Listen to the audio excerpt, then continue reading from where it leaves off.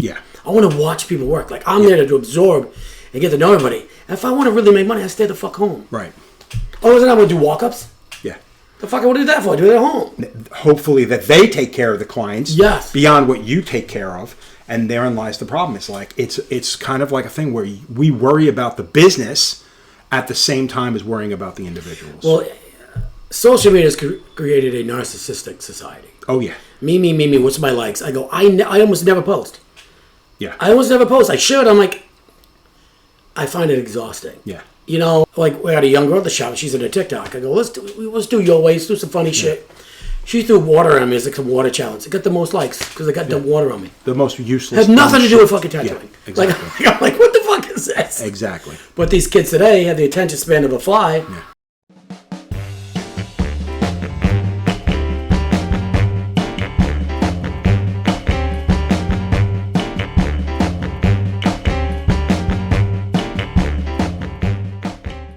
You know, he was a dick. Well, and then he wasn't, and then he was, and he wasn't. Moody. I'm like, oh, fuck. You know the funny thing about that was, I met Paul. Are we all in frame? Yeah. I'm bigger than he is anyway, so I don't mind if half my ass hangs off the stage. All right, that's better. We're good then? Okay, cool. So yeah, the first time I met Paul was the end of my first week of apprenticing. Him and Barbara came to Cliffs, and I basically got to not even pick his brain, because he didn't really talk either. Yeah. You know, and we traded, like, he gave me a set of Flash, I gave him a bunch of prints that I had done, like black and gray prints and stuff. So that was one of the best things I could have done right out the gate, was because he was so fucking serious. Yeah. And I also came into this thinking, these guys are a bunch of fucking has-beens. These motherfuckers can't even draw. They pick stuff off the walls.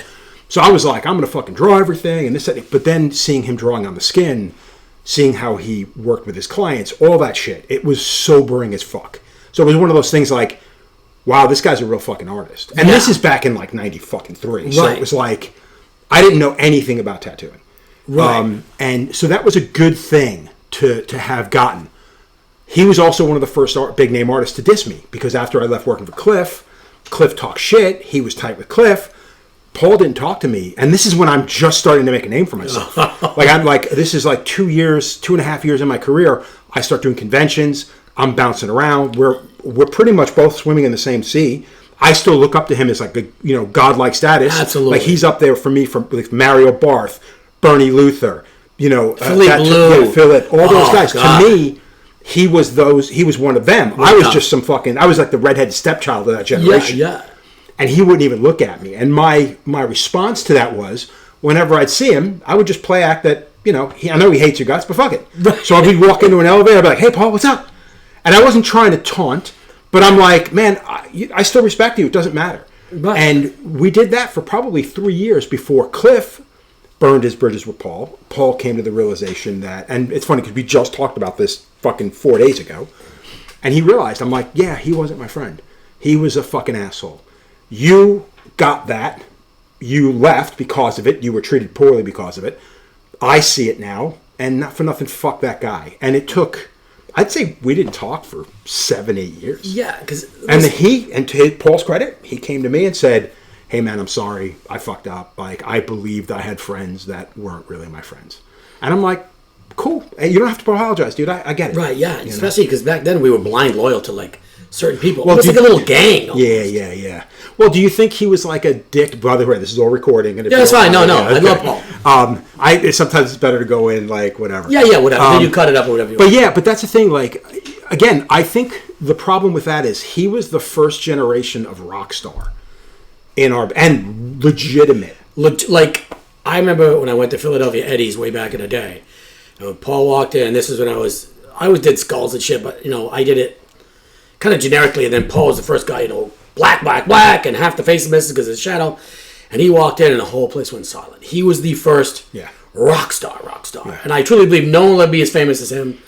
At his height of level, I don't believe anybody besides, like, maybe...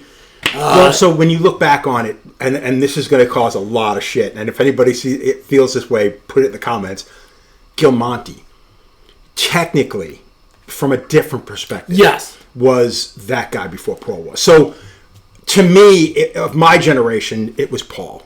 Yes. Gil was the West Coast Hollywood, Right. tattooed the rock stars, whatever, which was great. But to me, we're East Coast, so I knew about so, it, but I and didn't that's a know legit yet. thing. That's a legit thing. You know what I mean? And just because of his style, like, who's doing this completely creepy horror, satanic shit? That's what set Paul apart, is the fact that it was nothing nobody was doing. like anybody was doing. Yeah, and it was mind blowing. And then it was just piece after piece after piece. I'm like, who is this guy? Yeah. And the funny part too is like, you meet people like they pretend. He is not pretending. That is who he is. Yeah. He lives it. It's who he is. He's all into that dark shit and goes crazy. And I loved it, but I remember the whole place just shutting down. Like, who's that? Like, balls here. I'm like, oh my God. I couldn't get near the booth to watch. 5 people deep. I'm like, over here and over here. So finally, luckily, in the Big Apple. The New York City. New York City. The first one or the second one? The second one. The second the one. Roseline? The Roseland Ballroom, yes. So I went there and had him tattoo my hand. And it was the weirdest thing. He was really cool one day, and one day he wasn't, and one day he was. And the craziest thing was, I said, hey, I want to get tattooed. He goes, yep, be here tomorrow at 1 o'clock. I said, I'll be here. So I got there at 12. Like, I'm going to walk around. And, the Roseland isn't that big. Yeah. So I get there, and he's just sitting there like this. And he goes, hey, man, I'm going to do some stuff. Walk around a little bit, and I'm going to tattoo. I said, I got you, bro. Anything you want. I'm like, I don't care if you want me to spin nickels. I'm going to do it. I'll walk around, come back. And I'm just sitting there. And he's just like this, Hey, man, if you want, go take a walk around. I'm still not ready yet. I said, no problem, bro. And I'm walking around. I've seen everything now 10,000 times. Nowhere to lie. I sat there, and he's like this. And I'm like standing right here, and he's like, my appointment was at 1 or 2. At 6 o'clock, he goes, oh, hey, man, what do you want to get? I'm like, and I'm looking around like, what the fuck just happened, man? And honestly, he was cool as shit. And ever since then, he's been cool as shit. Yeah. Like the initial lead in. He was just, I don't know if he's a moody type of dude. Oh, I think that's definitely. You know what I mean? And to be at his level, being bombarded constantly. Well, so, I don't know. It's funny. Like, back then, too, it's like you had, as a client, you had to make the moves. Like, so we did the Philly convention. It was the second Philly convention, Philadelphia Eddie show, in the hotel. And my booth was on the corner. I was sharing with Corey Kruger. And then diagonally across against the wall was Paul. And some kid comes up and he's like, yo, man. I was like, hey. And he's like, hey, man, listen, dude, I really want to get tattooed by Paul Booth. And I'm like, cool. You do know I'm not Paul Booth, right? And he's like, oh, no, yeah, I know you're not Paul. I'm like, so what the fuck are you talking to me for? And he was just like, well, what do I got to do? Now, keep in mind, this is like late 90s? No, this was 2001, 2001, maybe 2. And I'm like, see that booth over there? That's Paul's booth. And he's like, yeah. And I'm like, he ain't in it yet. Chances are he ain't going to be down here before 1 or 2. Right. My suggestion to you is you plunk your ass in that fucking booth, and if he ain't got an appointment, you be the first person he sees. Absolutely. And that's exactly what the guy did. Now, I don't know how long it took for him to get in the chair, but he didn't show up in our booth till like 7:30 at night. Came up, shows off his tattoo, and he's like, "Thanks, man. That was great advice. I was the first person. Took him forever to get set up, but I got tattooed first." Cool, that's great. But that's the thing, is sometimes you have to take that chance and not get butthurt, by how these artists react to just dealing with fucking clients. I've been called out as being an asshole because at conventions, a lot of times my head is down, I'm concentrating on the person across from me, and that's it. And it's a lot. Yeah. It's a lot. So I don't know people's names. I do. Right. I still, to this day, I got people coming up. It's like, you probably don't remember me. And I'm like, where did I meet you? Oh, dude, you met me like 25 years ago at the New York convention. I'm like, of course I don't fucking remember you. No, man, what's up, bro? Yeah, how's the kids? But the flip side of that, I remember seeing Juan Puente, and Juan would be walking the floor of a convention, and we'd be hanging out, and all of a sudden someone would come up, and they're like, hey, Juan, I remember, I saw you. Yeah, dude, fucking, New Mexico, blah, blah, blah. And 15 fucking years. I'm like, dude, how the fuck did you remember this guy? I couldn't tell you what I had for lunch yesterday. Exactly. And people change, like, it's just incredible, it's crazy. I mean, for me, I always look at their arms, and if, like, maybe it's something I'm going to recognize or whatever, you know. And you were on TV, too, so it's like, do they know me from a couple Well, that's another shows? thing. Yeah. Or was I drunk in a bar? Well, the funny thing, the TV thing versus the actual fans of tattooing is when a TV person comes, or TV fan comes up to you, they get the glazed look, and full well, it's like, oh, this guy's not. And again, this is going to sound shitty. I don't mean for it to be, but this guy's not a real fan. This is somebody who got into tattooing, knows who I am because of television. To me, that's 3 strikes. And I know that sounds horrible. That's not how I wanted to be recognized. I was a tattooer. I had a name before I went into to the TV thing. To me, that's a cheat. And we're gonna. So this is actually a good lead up into your introduction. To me, it can be a cheat. And I think a lot of the names that we see today are nothing more than people who jumped the line and got famous because of television. Well, I look at it that way too, like with Instagram. Like, I'm not an Instagram guy or TikTok, just not my jam. And so a girl I knew in high school became someone who does social media and all that shit. So she says, when I won the show, she's like, hey, I want to take over your stuff. I'm like, why? What do you mean? She goes, you need stuff like that. Cool, you handle it. I don't know anything about it. So, down the road, this is like maybe 5 years ago, she booked this guy, and his name's Matt Vaughn, and he has like 1 million followers on TikTok. Never heard of him before, don't know him from Adam. He's a good guy. Yeah. We talked and stuff, but it's TikTok. It's the same type of thing. You're famous. TikTok is more international than... Yes, than like a TV show, like this local. But it's still the same kind of... Where magazines were magazines, you had to go buy it. Now it's in your face, whether you want it or not. You're like, and... as I said before, as I take it, it's either selling out or buying in. I almost sold out once. I was this fucking close. And I can't get into total details, but I was offered to go back on a show, but I had to do a certain thing that was completely against. I said, man, you get on these shows, it really props you back up, and you get a lot of clients, and blah, blah, blah. And I finally said, man, I don't give a fuck. I ain't doing it. I ain't going to fucking do it. And luckily, it all worked out for me. But I'll be honest, I was this fucking close. Yeah. Because, I was like, I'm getting older, unfortunately. I blew a lot of money back in the day. Oh, well, yeah. I mean, the retirement shit, is now more important now because in my 30s when I'm blowing money on strippers and partying and having fun and buying stupid shit and skulls and paintings and all this shit, I'm like, man, I'm going to get old and I ain't got nothing. Yeah. Not enough. Yeah. Not enough. Okay, so before we go further, let everybody know who you are. Okay. Where you're from and all that stuff. Okay. Like look at a certain place. You just talk. I mean, if there's a red light, it's on you. Okay. That's on both of us. Okay. My name is Stephen Teft. I've been tattooing for 32 plus years, and I won season 2 of Ink Master, coach on season 10, been on the show 7 times, and that's about it, really. Now, where's your shop? My shop's in Groton, Connecticut, called 12 Tattoos. How long have you guys been open? I've been open now on my own for about 14 years. Okay. We're going to go into that. Yeah. We're going to go to the history and stuff like that. We could go, we could just start there. Like where did you have a traditional apprenticeship? Like, what's your backstory? How did you get into tattooing? So the first way I did it was the way I wouldn't recommend anybody do it. Got the first tattoo magazine, and in the back, Huck Spalding sold some shit. Nice.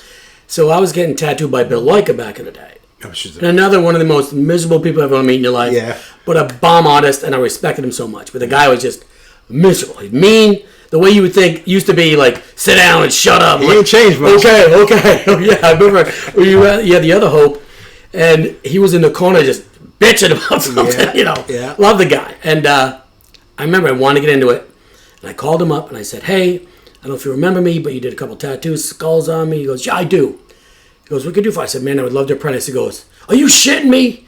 He goes, barely enough work for me. Fuck off and die. Click. And I'll go, whoa. So how am I supposed to do this now? Yeah. So my brother's best friend was a fisherman, and they had money, the commercial fisherman, and said, I'll buy this shit for you. Just start tattooing. So I started tattooing, and of course, it's like getting a hammer and trying to build a house. You get so far, I go, all right, how the fuck, where do I go from here? Yeah. And so then AIDS hit, and I was like, oh, I'm done with this shit. And I stopped for a while, early 90s, whatever that was. So, and then basically in Groton, there's a place called Flats Tattoo. Yep. Jen, Jen? Yeah. Her dad. I worked for her dad. Yeah. Is he still tattooing? No. I don't believe so. Yeah. She was here, and it came up. Yeah. I don't recall, to be honest. Yeah. He's that tragic story of the guy who had it all and just lot of people pissed it away. Yeah, a lot of people. But anyway, so my cousin and I went there, and he goes, I remember you. I heard of you. You tattooed at your house. I go, not anymore right now. He goes, you want a job? I go, absolutely. So I apprenticed, but I didn't. I would ask questions. He goes, do this, this, and this. I said, okay. And then I would go get tattooed by people I admire, and I'd watch and talk, and pretty much trial by fire. Navy town, 24 people on a waiting list on a Friday night, and at 4 o'clock, he goes, we're doing them all. Didn't get out of there until 2, 3 o'clock in the morning. I mean, that's the best, in my opinion, that's the best way to learn, because you're literally, you're tossed, your ass is in the fire. 1,000%. You have no choice but to produce, and then on top of that, you do so many different styles. Now, granted, you're a lot of times you're just restricted by what's on the walls, but still, everything on the walls is line work, shading, color packing. It's the basics. Yeah. That's how you learn. You're cutting your teeth on, back then was Cherry Creek, and it was a Jesus or a tiger or a panther or a flower and a rose and lettering and, whatever was. Yeah. So I think the kids miss that today. Well, I think, in general, I think they're missing out on a huge learning curve in the sense that, like, you get everything, and you have to be knowledgeable and relatively good at everything in order to complete a day of work. And that's something I think that's the reason why every older dude bitches, is because all this person knows how to do is fine line. Yeah, they call it specialized. I'm like, you're 3 years in. How the fuck do you specialize in anything? Yeah. Well, dude, there are people that start their apprenticeships being, no, I only want to do this. But that's the scary part, is you can do that. Where their career is in 5 or 10 years, I think that's going to be another thing. People's tastes change, like anything. Like cars. This car was hot. Yeah. I look at this car, and go, fucking cars. Yeah, it's kind of stupid looking. Yeah. So everybody's taste changed. Everything comes back, like we're seeing now, the revival of tramp stamps and shit, but in a different way. Well, and that's the thing, and I think that's the one thing, is being an experienced tattooer, being surrounded by experienced tattooers. I think for me and a couple of the people I work with, you get to a point where we've been banging our head against a wall. I'd say for the last 15 years, because I started seeing changes in like 2015, 14. You could blame it on the TV shows, you could blame it on social media. I mean, any number of things. But I started seeing changes then, and then conventions started to change dramatically, because it was no longer about putting on a great convention with great tattooers. It was, I'm going to get fucking 500 booths. Well, it starts at 500, and then 1,000 and 1,500 booths, and I've already made my fucking money. So good luck, guys. Yeah. Like now that I put on a convention, I like the blend of give some new guys a chance. That's how you cut your teeth. And we got some badass artists that go there. Like best in show stuff. Like, who the fuck? I walk around going, where the fuck did this guy come? I never heard him before. This guy is unbelievable work. Yeah. But and not to put down other conventions, but I go to Philly or Chicago, 2,000 booths, 1,500 booths, 1,200 booths. I'm like, my legs are tired from walking around. It's no longer about education. Like back in the day when you went to the New York convention as a tattooer, you walked the floor. And again, we're going back to like we're going back to the late 90s, you know what I mean, in the early 2000s. But you walk the floor of those conventions, you go, oh my God, that's that guy, that's this guy, that's Chris Garver, that's fucking Richard Montgomery, that's any number of people. Yeah. And then at the end of it, you sit back and it's like, this was incredible. You may not even gotten tattooed, you just walked around and collected t-shirts, maybe autographs, whatever, photographs. Yeah. Now you walk around, you don't know who anybody is. It's like social media. You're overwhelmed by everything hitting you in the fucking in the face. And then at the end of it, you sit back and you go, what the fuck just happened? Yeah. You know what I mean? Did I have a good time? Or am I just saying that because it cost me fucking $800 for a fucking hotel room for 2 nights and a fucking parking and everything else? I can tell I'm getting older because I want to see familiar faces. Yeah. Like I'm glad you showed up. It makes me feel good, And it's like, these guys are legends. And I'm like, it makes me proud to have you guys at my show. Me and Tommy show. I can't say at my show. It's me and Tommy. And then I like walk around seeing some new artists that I never heard of. I'll go over, I talk to them. But then, it's like, it's a weird dichotomy because we're all about hanging out after. Yeah. Just bullshit. And the younger generation is about, okay, hey, nice to meet you, head down. And then hanging out with their 3 friends. And I'm like, that's the thing I don't understand. So that's been the one thing that I've noticed with conventions that are happening now is they're no longer being held in venues that you're captured. And what I mean by captured is when you're in a hotel, the most you're going to do is leave the hotel to go to the store or maybe get a bite to eat outside the hotel. And then there's the bar. But at the end of it, everybody ends up at the bar. And that's the problem with casinos, the problems with these big venues is the fact that everybody scatters. The first time I'd seen it happen was London. Was the London London convention back in, was it 99, 98? I don't remember. I think it was before I left to New Hampshire. I don't remember. But I remember doing that show, and that's being held at Brick Lane. Great big venue, you know what I mean? Artists from all over the fucking world. and then everybody goes back to their own little, their own little fucking hotels, and they're all over the city. So it's like there's no one place for everybody to get together. Yeah. And it's kind of frustrating. It is. That's when I first noticed it. It wasn't the first year. It was the second year. Because after the first year, I was just so, oh my God, I'm at the London convention. And then all you're doing is concentrating on and getting work done. And then the next year, you start sitting back and going, I didn't hang out with anybody this whole fucking weekend. Like, what the fuck just happened? Like, it happened like that. That was my whole point. I remember, God, was it... But that's where I think that's where we started seeing. Yeah, like... You couldn't have the big... You couldn't have the 500 booth shows in a hotel. I think that's the thing. The formula changed by the promoter. The promoter is the one that decided. There was no need to put on a bigger show except to make more money.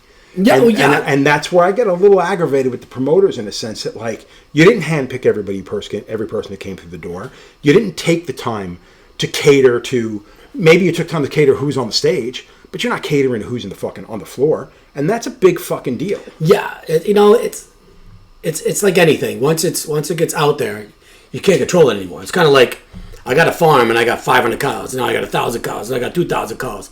Now it's so spread out. Like I said, when you go to these big conventions, like holy shit, 1,000 booths, 2,000 booths. I'm like, it's just mayhem. And like you said, I went there and like, where's the after party? Like here, take it over there. Oh, nobody left. Take it over there. Oh, everybody left. I'm like, I've been in that. Fuck boat. This. I'm like, this ain't even fun. Yeah, I've been in that boat. This ain't fun. It's like We did. So we just did the show in the Poconos. Joey Tattoo did it from Jersey, and everything about it was good. It was smaller, much smaller than your show. Yeah. Like, I think it was only like maybe 60, 65 booths or something. Yeah, like that's small. Very small. But to be honest, that's all the shows that I've been concentrating on are the smaller shows. Like yours is probably the biggest show that I've done in years because it's just not interesting to me anymore. It gets Yeah, it's too much. I don't want to park my car a quarter mile from the fucking venue, walk all that shit in, dude. It's a pain in the balls. Yeah. I remember and this isn't taking a shot at the show, but I remember getting my booth, bringing all my stuff back and forth from the car,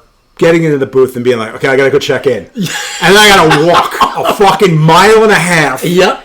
To the fucking check-in, and then I gotta walk halfway back to go upstairs. I'm like, I literally got to the booth. I was exhausted. Yeah. Then Paul, I go, got him a hotel, blah blah blah. He goes, I go all the way back there. I go, bro, we get you a scooter. He goes, so we tried a scooter, he didn't like the scooter. I'm like, well, I don't blame him. It's embarrassing. Well, the thing is, like an idiot me, there's a hotel in between, right around the corner.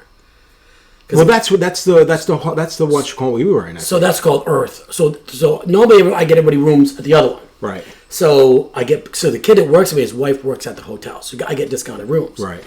I said, Paul, I'm sorry, man. Next time I'm gonna get you here. You do walk around the corner. It's right there. Right. Not the one all the way across the lobby with the big fucking waterfall. Yeah, that's kind of like that's where the check-in was, right by the waterfall. Yes, but then you go way the fuck down. You got to keep going past because even I got to go back in the room. Like I ain't going. Like I'm not gonna do it. And the other funny part is, and now that I put on a convention, what a pain in the ass I used to be. Because they would call me up going, Steve, you want to be in this convention? I'm like, man, I'll let you know. And then a week before, I'll go, I'm getting in. They got to rush around and do shit for me. Yeah.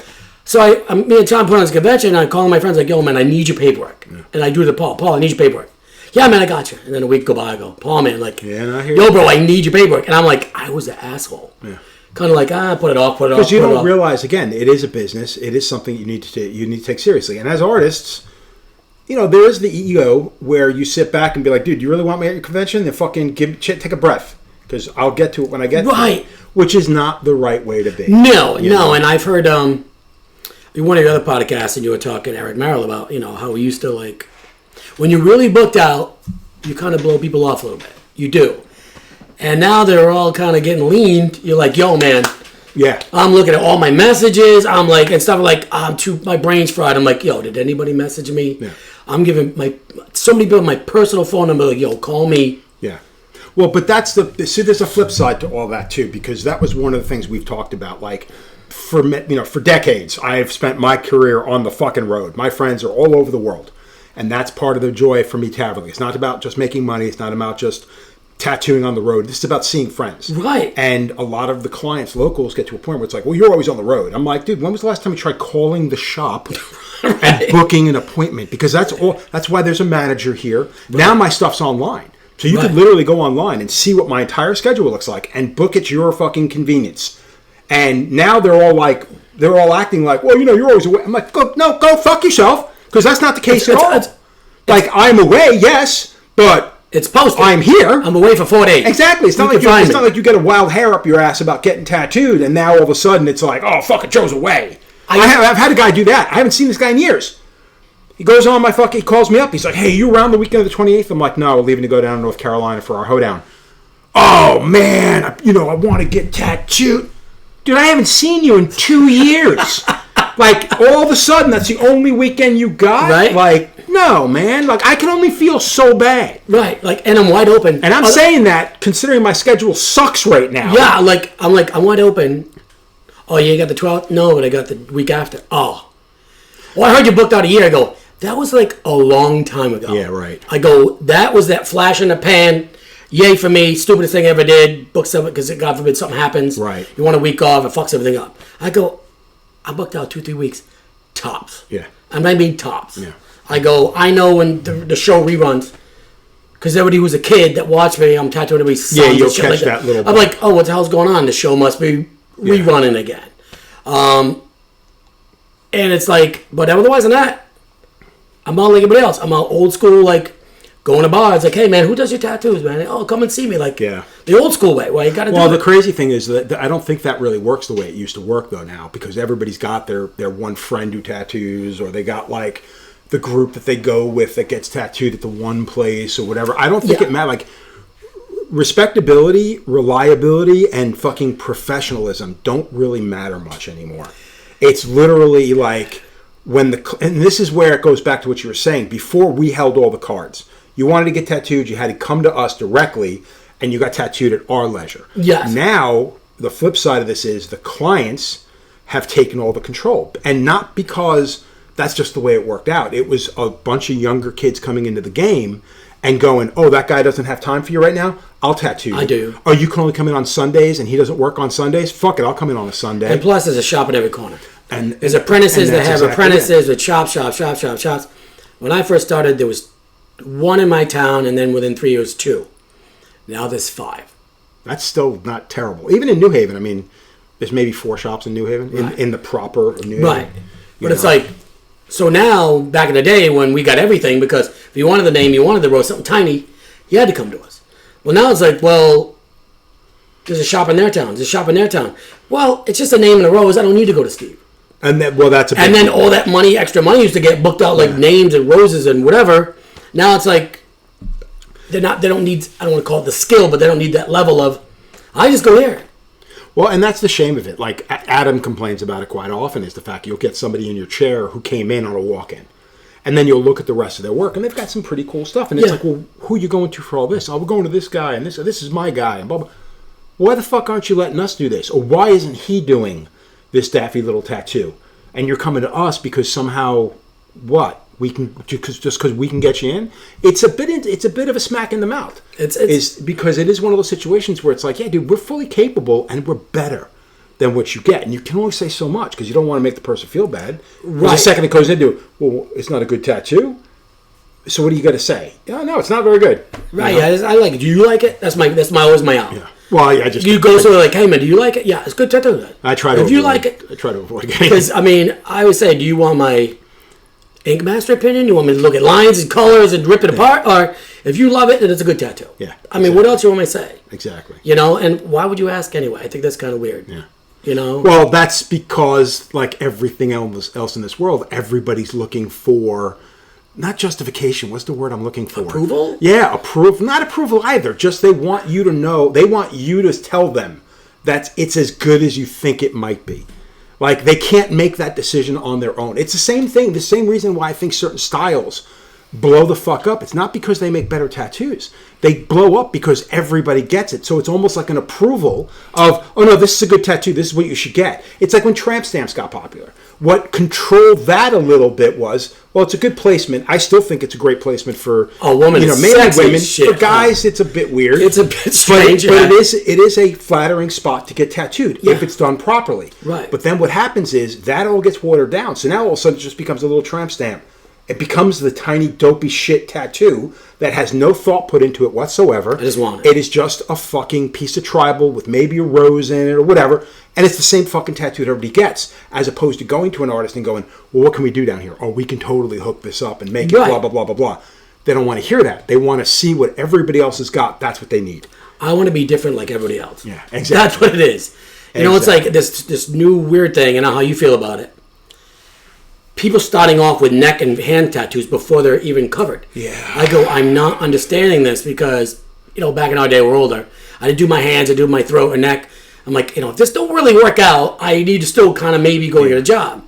And then, you know, once I've been into it for 30, you know, once I was in my mid-late 30s, I said I'd do my hands. What else am I going to do? Right. I'll be a greeter at Walmart if I have to. And now I see these young kids coming in. Fingers first, hands first. Nothing was cooler back in the day than when somebody came in to get a tattoo and they pulled off their long sleeve shirt and they were covered from wrist to fucking wrist to neck or collarbone, let's say. And now it's like someone comes in with their hands tattooed and they're like, yeah, I'm looking to get tattooed. All right, cool, man, sit down. They pull their fucking shirt off and there's nothing. Nothing. And you sit there and it's like, you fucking poser. Like, I just don't get it. It's fucking lame. I just don't get it. But that's part of this fucking new culture of like, no, you got to wear your fucking heart on your sleeve. It's like, yeah, dude, it only works if you really believe in that. Like, you don't. You're just doing it to catch the fucking likes in that one moment. Instant gratification. Yeah. You know, and I think a lot of it is, you know, like music influence. We talked a little earlier. You know, like a Post Malone with shitty tattoos and what's his face, the country guy. Jelly Roll. Huh? Jelly Roll. Jelly Roll, yeah. You know what the worst part is? He called him a country guy. He wasn't even a country guy. I don't know who the fuck. Now he's a country guy. Yeah, I mean, because that's where the money is. Yeah. But and shitty tattoos. I'm like, listen, great guy, I guess. I don't know, whatever. But I'm like, you're following people with just shit tattoos and want to get like. I'm not a big fan of face tattoos as it is. I think it's kind of stupid, to be honest with you. But do what you got to do.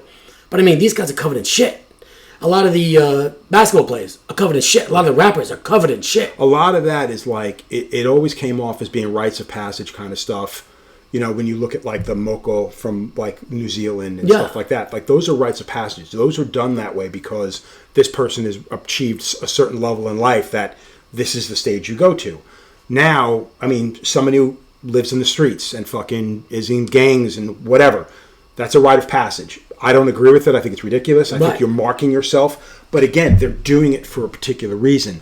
The other people doing it are doing it because they think it's cool, not realizing how much dedication to this horrible lifestyle they have. Right. You know what I mean? Because I don't think being in a gang is smart, you know? But that's proof positive to where they've fucking been and where they are right now. Whether it be for good or bad. Somebody trying to emulate that who has a job as a barista. And that's the worst thing you got to worry about is some Karen screaming at you because you used oat milk instead of fucking some other almond milk. That's not a rite of passage. That's fucking, you're a fucking poser at that point. You know, I understood none of us saw the future. Like I said, talking earlier about putting money away for retirement, blah, blah, blah. But to get tattooed, not realizing how permanent it is, and you're 20 and you're getting your neck tattooed. Right. Or you're getting your hands tattooed. I'm like, you don't realize, man, what are you doing? Like, what are you doing? But here's the thing. Do you think it's gone so far now that it doesn't fucking matter? Because realistically, I mean, it's done. Damage is done. I think it's going to matter. I think there's going to be some kind of a backlash. The world's just going to hell in a handbasket. Well, because I don't think it really does anymore. As I tell everybody, the pendulum never stops in the middle. Yeah. It's going to swing this way, and then it's briefly in the middle, and then it swings all the way the other way. So I do think at some point you're going to see real repercussions. Of are going to be a lot of young people coming out going, I just don't want tattoos. And that's going to be a trend. Well, and it's going to come. And there's a little bit of it now, I see. I think that what we've seen is a lot of the young, and this is what I've been told, and I kind of tend to agree with it, where a lot of these young kids, they don't want to be like their heavily tattooed parents. But by the same token, they don't not want to be tattooed. That's where I think the little bitty dumb shit tattoos popped up, is the fact that it's something you could do in your friend's room or in their basement to each other. Right. And then eventually it fell over, like during COVID. I think that's when we saw the biggest influx of the dumb shit tattoos, because now it's like, oh, well, we can't go to a tattoo shop anymore. We don't have somebody with education behind them telling us we shouldn't do this because of this, that, and the other thing. I'm just going to go to Rachel's house and we're going to have a tattoo party. Or the birth And- of maybe that was the birth of ignorant tattooing. well, Whatever they call it's a that. combination of ignorant and the small stuff, I think, because It's just like I think that's kind of where a lot of this stuff birthed, and I think it was. I won't say it's out of necessity. It's just strictly out of fucking boredom. yeah, I believe that.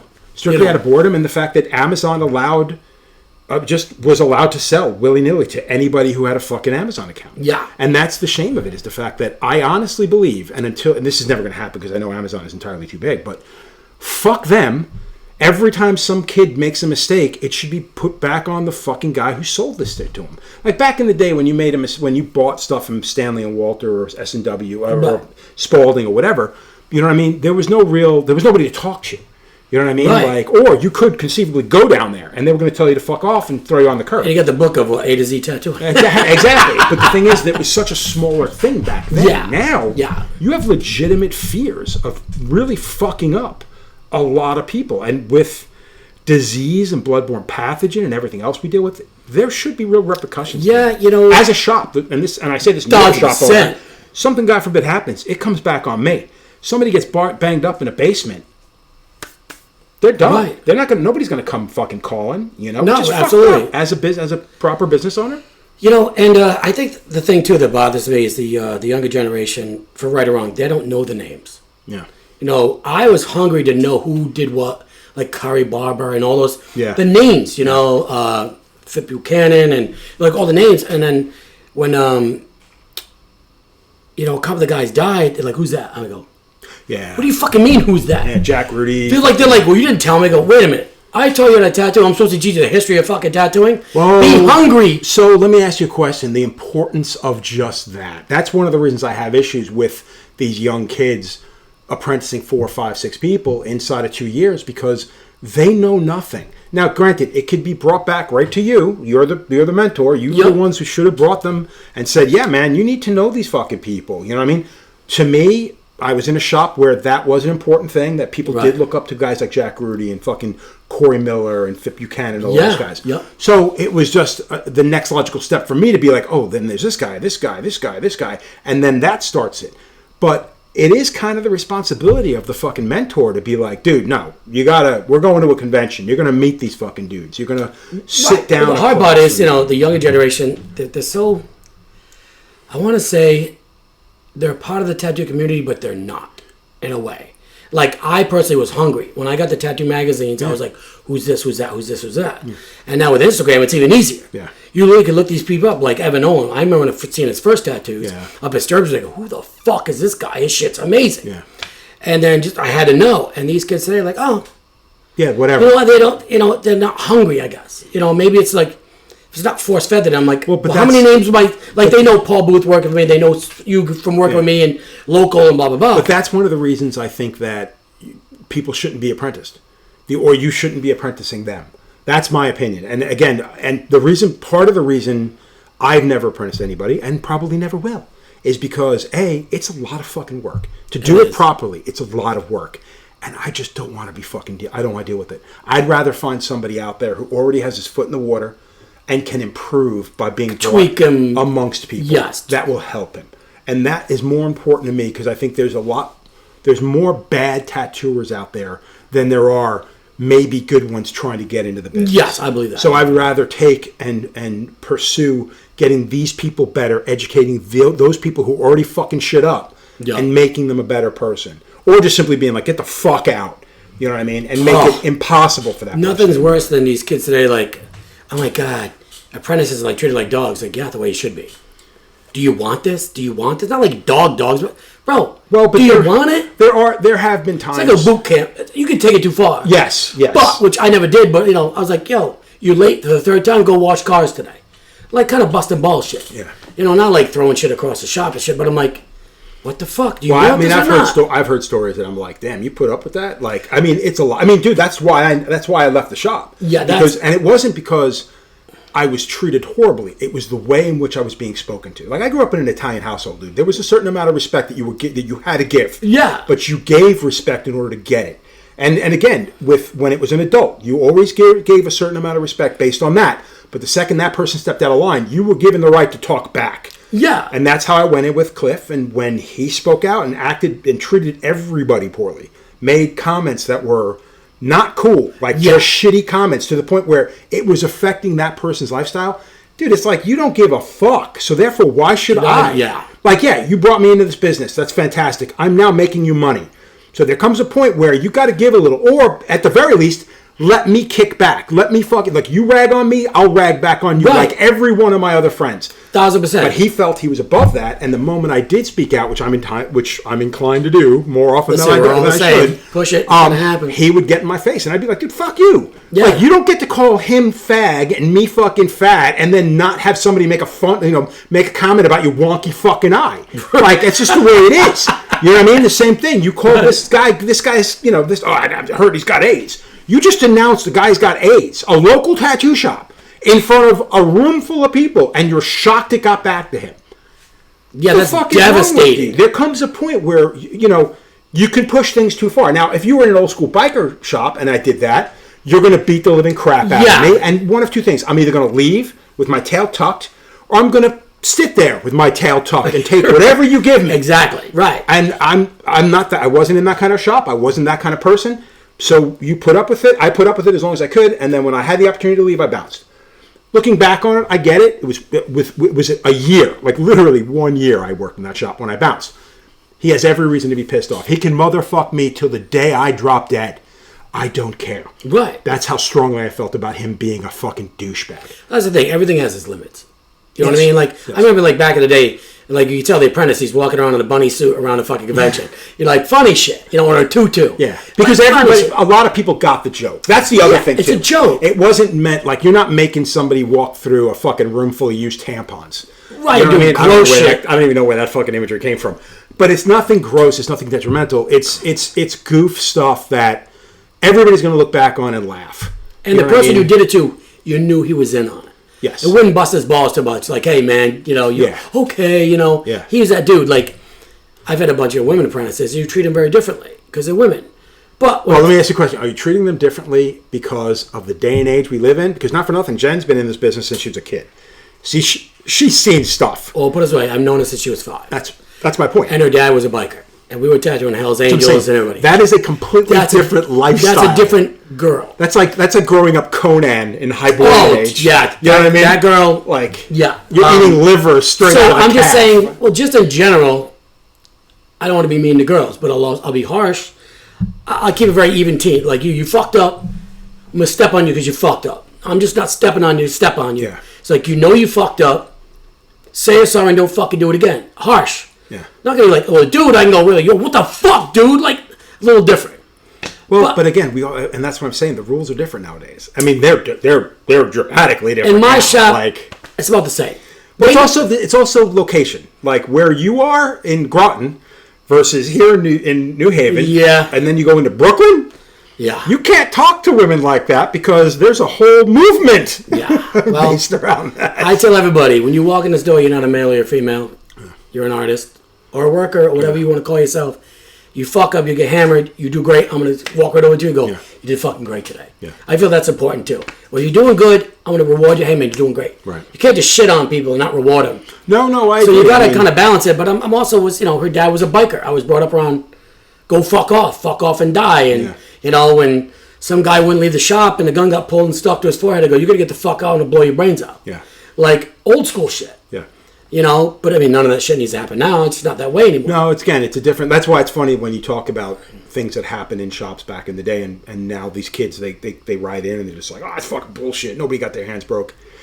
I was like, I'm not going to say anything else. I'm not even going to argue it. Like I've had people try to get into arguments online. Paul made some comments that blew the fuck up, and even now he kind of half regrets it. But he's like, but dude, that's what happened back in the day.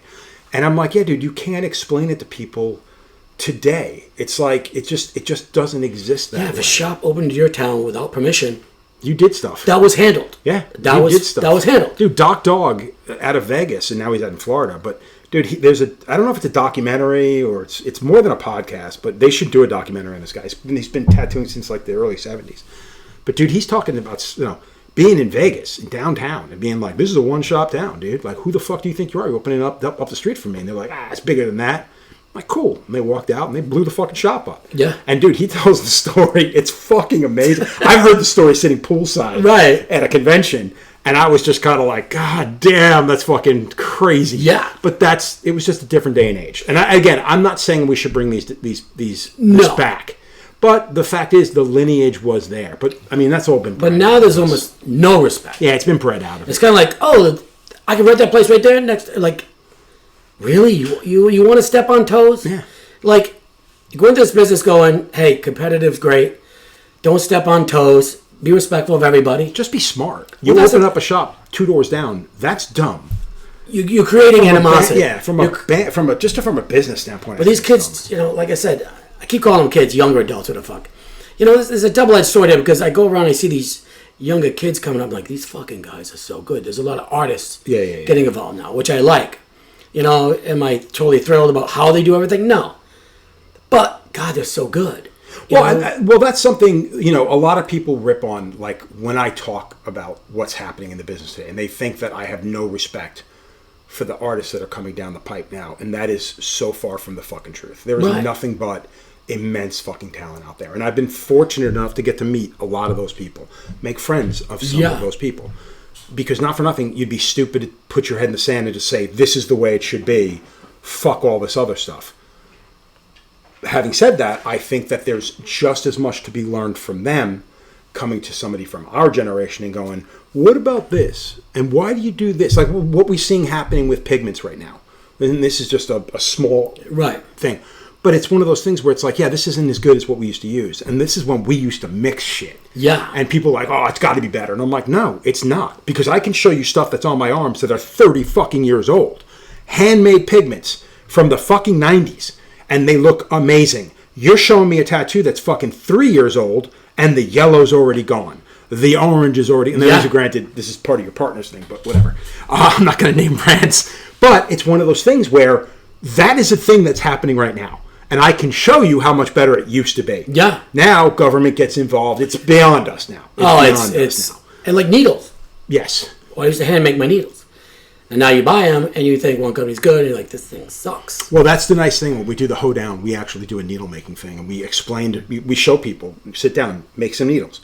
And then you get to say to them, like, yeah, dude, you can make this tight, you can make this loose. You're not stuck with whatever batch happens to land in your pocket. Do you want to be lazy? Yeah. Like, I kind of am to some degree. It's just easier. I don't think it's a matter of being lazy, though. I think there also does come a point, and I remember talking to friends that used to make needles every fucking morning, and they got to the realization that it's like, dude, this is now costing me money. Because instead of being I got to get up 2 hours early, so instead of working on drawings, I'm working on making needles, and then I get to the shop, and now I got to try to work on my drawings. So there comes... Then you get a run that week, and all of a sudden they wiped you out of needles like back in the day. It. And, let's face it, there's a lot of quality, there's a lot of shit. It's like anything. When you saturate it. Yes. Like anything. When you saturate it, it's going to have a lot of good and a lot of bad. Yeah. And, like I said, bring up the TV shows. I like the TV shows, and then I didn't like the TV shows. And I like the TV shows because, like Miami Ink, it brought a whole new clientele of people going, really? It's not just the weirdos that are getting tattooed. Well, let's actually jump into that, because that's been something I wanted to start with. Yeah. Because there was a great fucking point where I could have just jumped in, but I didn't want to cut you off. Yeah. The TV shows. You were season 2. That would have been 2010? 2012. 12. Okay. So when they came up to you, like, first season happens, Shane O'Neill. Yes. Was Jesse Smith in the first season? Or No, he was in season 2.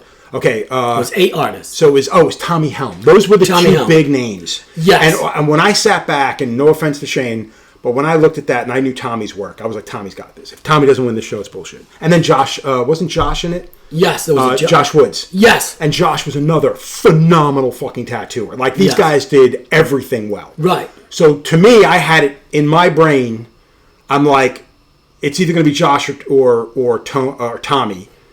Josh is younger. I can see him catching shit just because he's younger than the other two.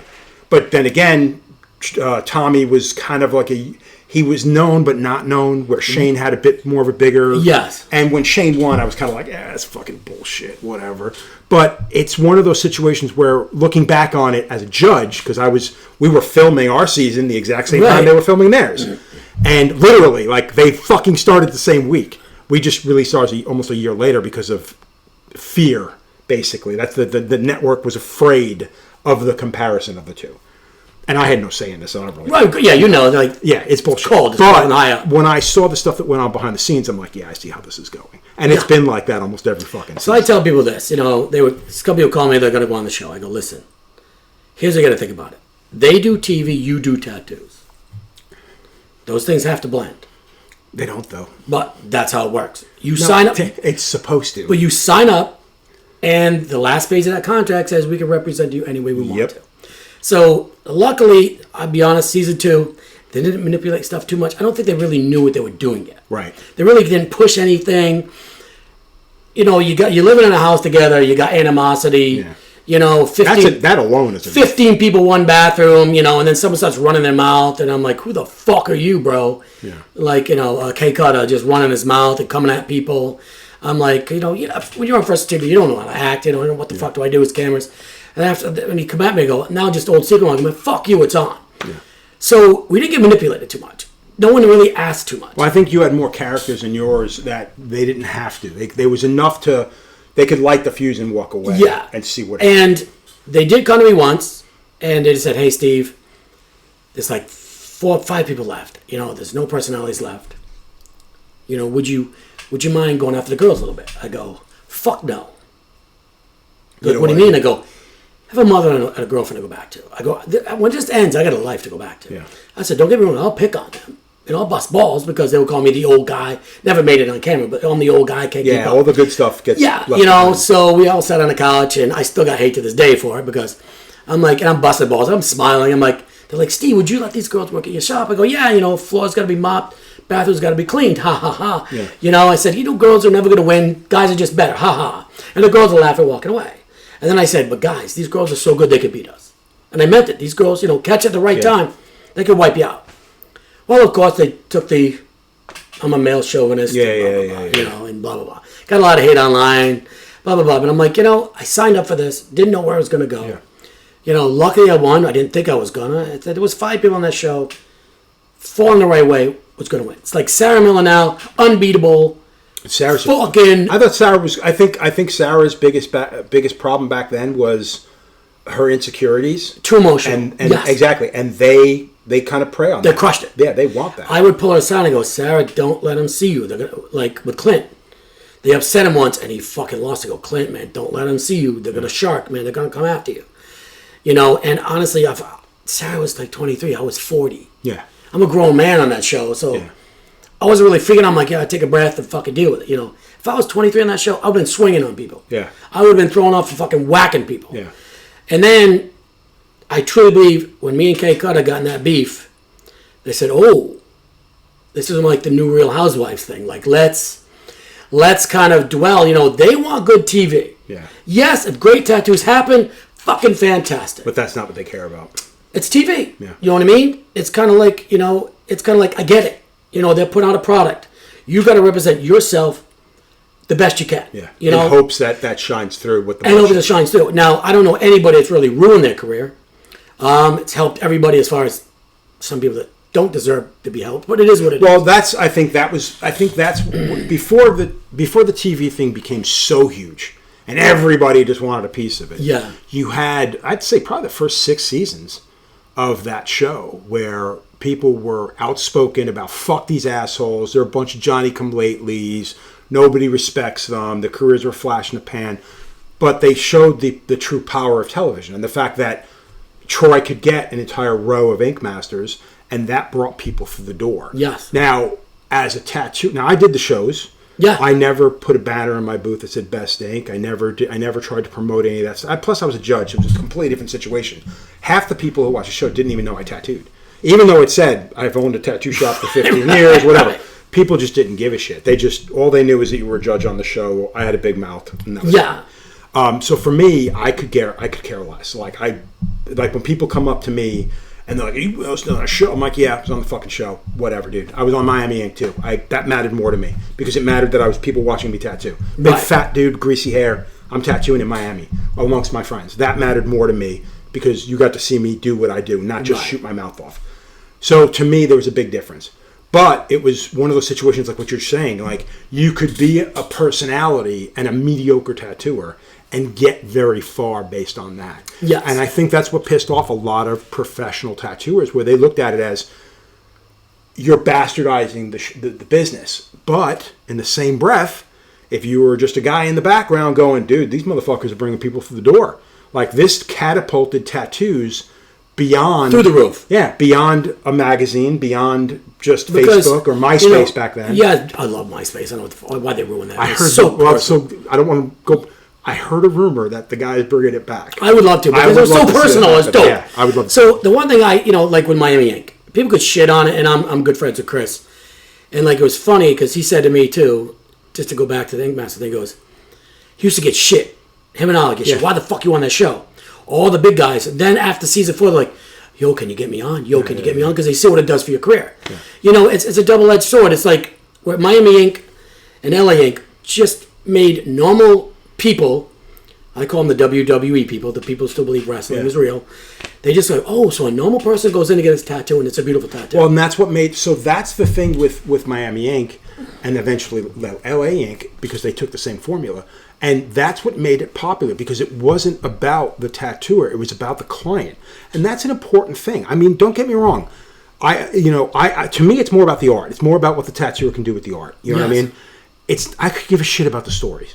But for regular people, which is what those shows were being made for, it's about the fucking story. It's about this person, and every knucklehead out in the world that can go, I can relate to that. I need to get a koi fish now. Well, see, that's the thing, and a lot of women, and you see a lot of normal women, moms and pops going in, well, my grandfather died, I want this flower. So I think that really exploded for women to be like, well, it's a normal mom going to get tattooed. So that's where it really worked well. We all exploded. The whole industry exploded. But because it explodes, you can't control an explosion. Yeah. It's going to go in every direction, whether it's good or bad, and you're like, fuck. And now, like that old saying, it jumps the shark. Yes. And then you're like, what the fuck is this? Well, but this is the problem, is we've never been able to come up with something of our own, being tattooers. Like, I think the closest we came to it was, like, say, what the hell's the name of that TV program, Vice TV, where they go in and they concentrate on the history of tattooing. They concentrate on the Black and Gray series from Black and Gray from the West Coast, or old school tattooing on the Bowery, blah blah blah blah blah. But the problem with that comes from the fact that it's not somebody who's doing research into the grand scheme of things. Oh, I need to talk to somebody in the Bowery. Oh, let's talk to this guy. And that guy's going to hook up his 5 friends, and the rest of the world just stops existing. You know what I mean? Oh, Black and Gray. Oh, it started on the West Coast.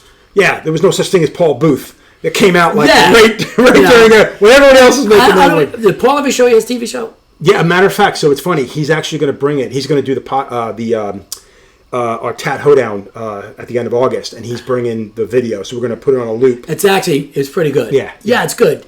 I think it's like anything else. It's like, I'm not a TikTok guy. I don't get it. I don't really get that shit. But I understand. I get it. I mean, for me personally, it's just not for me. There should be. My problem is there's not enough substance. You know what I mean? Like this 13-second fucking. Because these phones give me ADHD. Yeah. Like, I literally boring.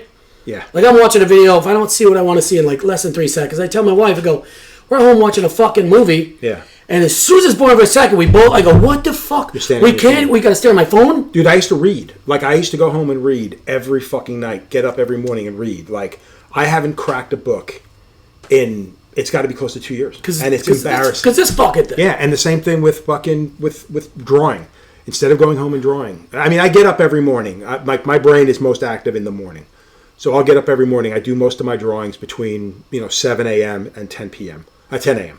And then I come to work. And then, because it's been so fucking slow, I spend most of my day fucking surfing the fucking whatever. Oh, my God. And trying to It's rotting my brain. Yeah. Like I tell you, it's making me dumber. Yeah, and we're the ones that are trying to fight back. Can you imagine just jumping in the river and letting it take you wherever the fuck it takes you? Like, I got a girl, and I give her extra money. Like, hey, you please handle this.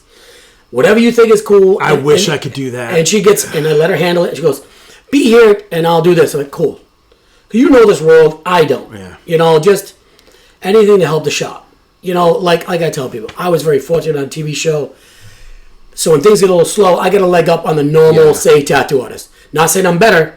This guy's either better than me, but my name is known, so I got to use that to my advantage. Right. Like I said, that horse died 10 years ago, and I'm still dragging that motherfucker all where I can. Yeah. You know, and fortunately for me.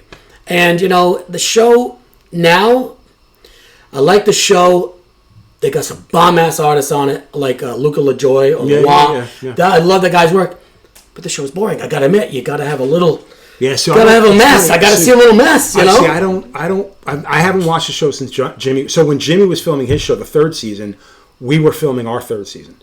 And we were literally talking on the phone and going back and forth. Like, I was, dude, we're doing this today. And he'd be like, dude, we're doing the same fucking thing. It was like, it was stupid. Right. And it was one of those things when I saw the stuff that he was going through and how they were kind of like working him, being the good guy, now he's the bad guy. And I'm like, these were all conversations we had behind set with me sitting in the fucking camera room, talking to the executive producers, talking to fucking network people, and they're just like, and I'm like, oh my God, this is literally happening on Ink Master right now. Yep. And with our show, the people were so young that they didn't know how to react, they didn't know how to act, so they basically just all kind of got together.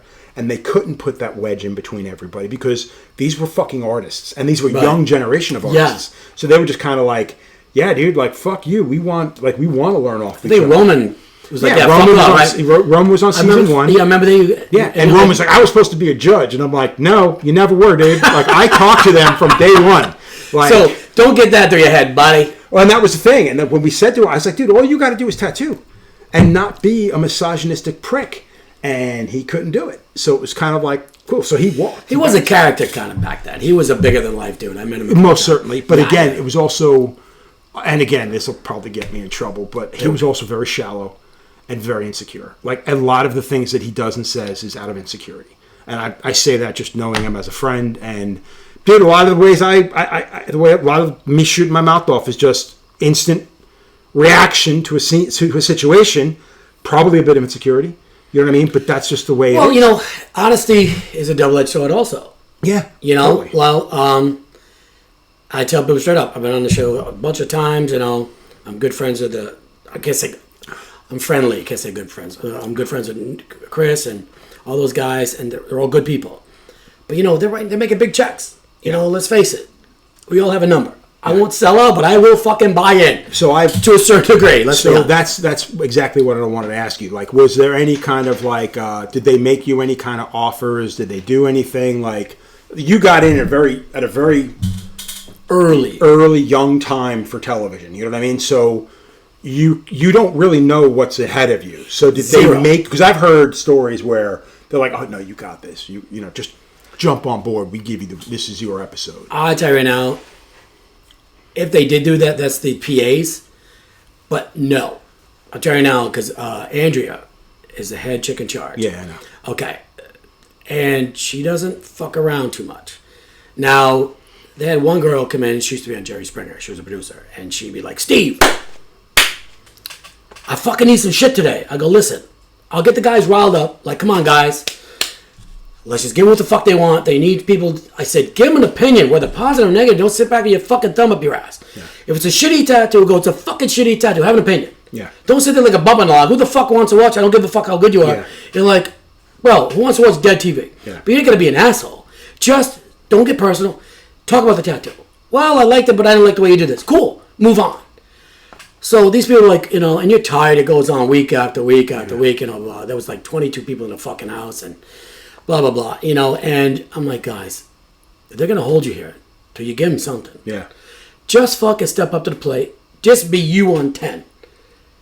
If you're fucking funny, be funny. If you're fucking bitchy, be bitchy. Whatever your personality give it a 10. This is what always bothered me with this stuff, is the fact that if you treated people more like actors and not artists, like, hire the people you know full well are going to do what you want them to do. Because the same thing with us. Like, I looked at it from the perspective of, like, when they asked me, like, hey, we don't want that person here next week. I'm like, cool, but they ain't going home this week. I'm like, why?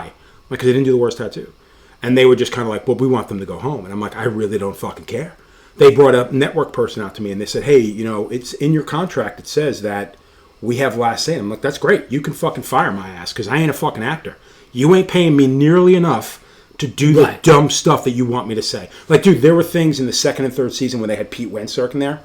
I can't even remember the words that they used to use because I would never say them. They would just say, they'd be in my ear and they'd be like, okay, Joe, we need you to go off on this. Okay, blah, blah, blah, blah, blah, blah, blah. And then the guy would be in my ear and be like, okay, Joe, now go.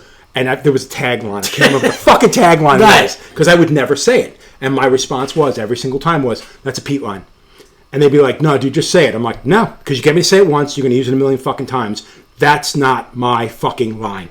I am a fucking tattooer. I came here as a tattooer. I hope to leave here as a tattooer. I think that's why I had Dave.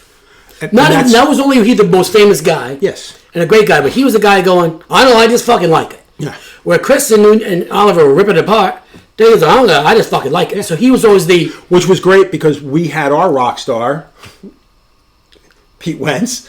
Right. But the idea was he wasn't a judge. He was the host.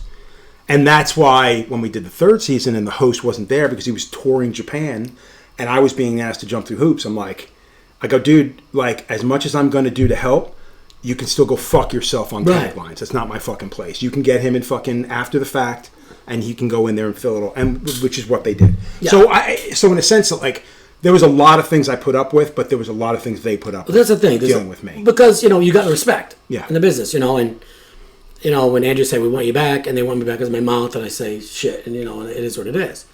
And one thing that happened down behind the cameras, Josh, I'm okay with him now. Like, he's a good dude, but, man, I was going to throw on the show.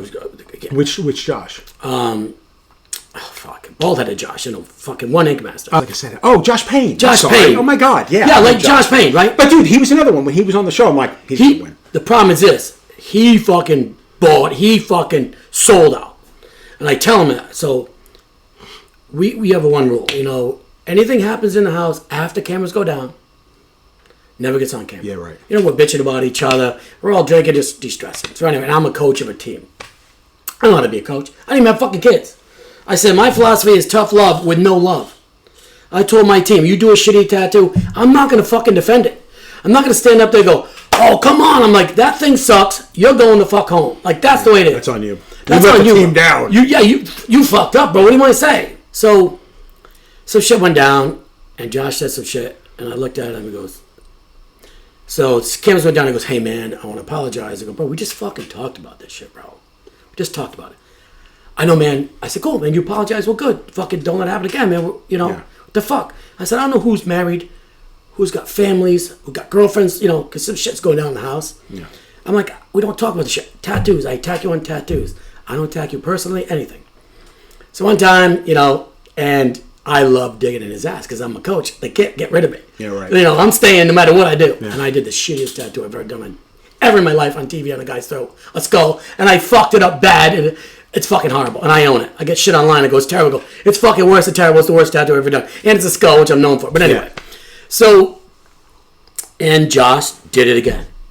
And right in the middle of the camera, I go, stand up, I'm knocking you the fuck out. And all the cameras came in, they're like, shut it down. He's like, what? I go, I fucking warned you, bro. I fucking warned you. That's twice. I don't talk to a man 3 times. Knock you the fuck out. And I went fucking berserk.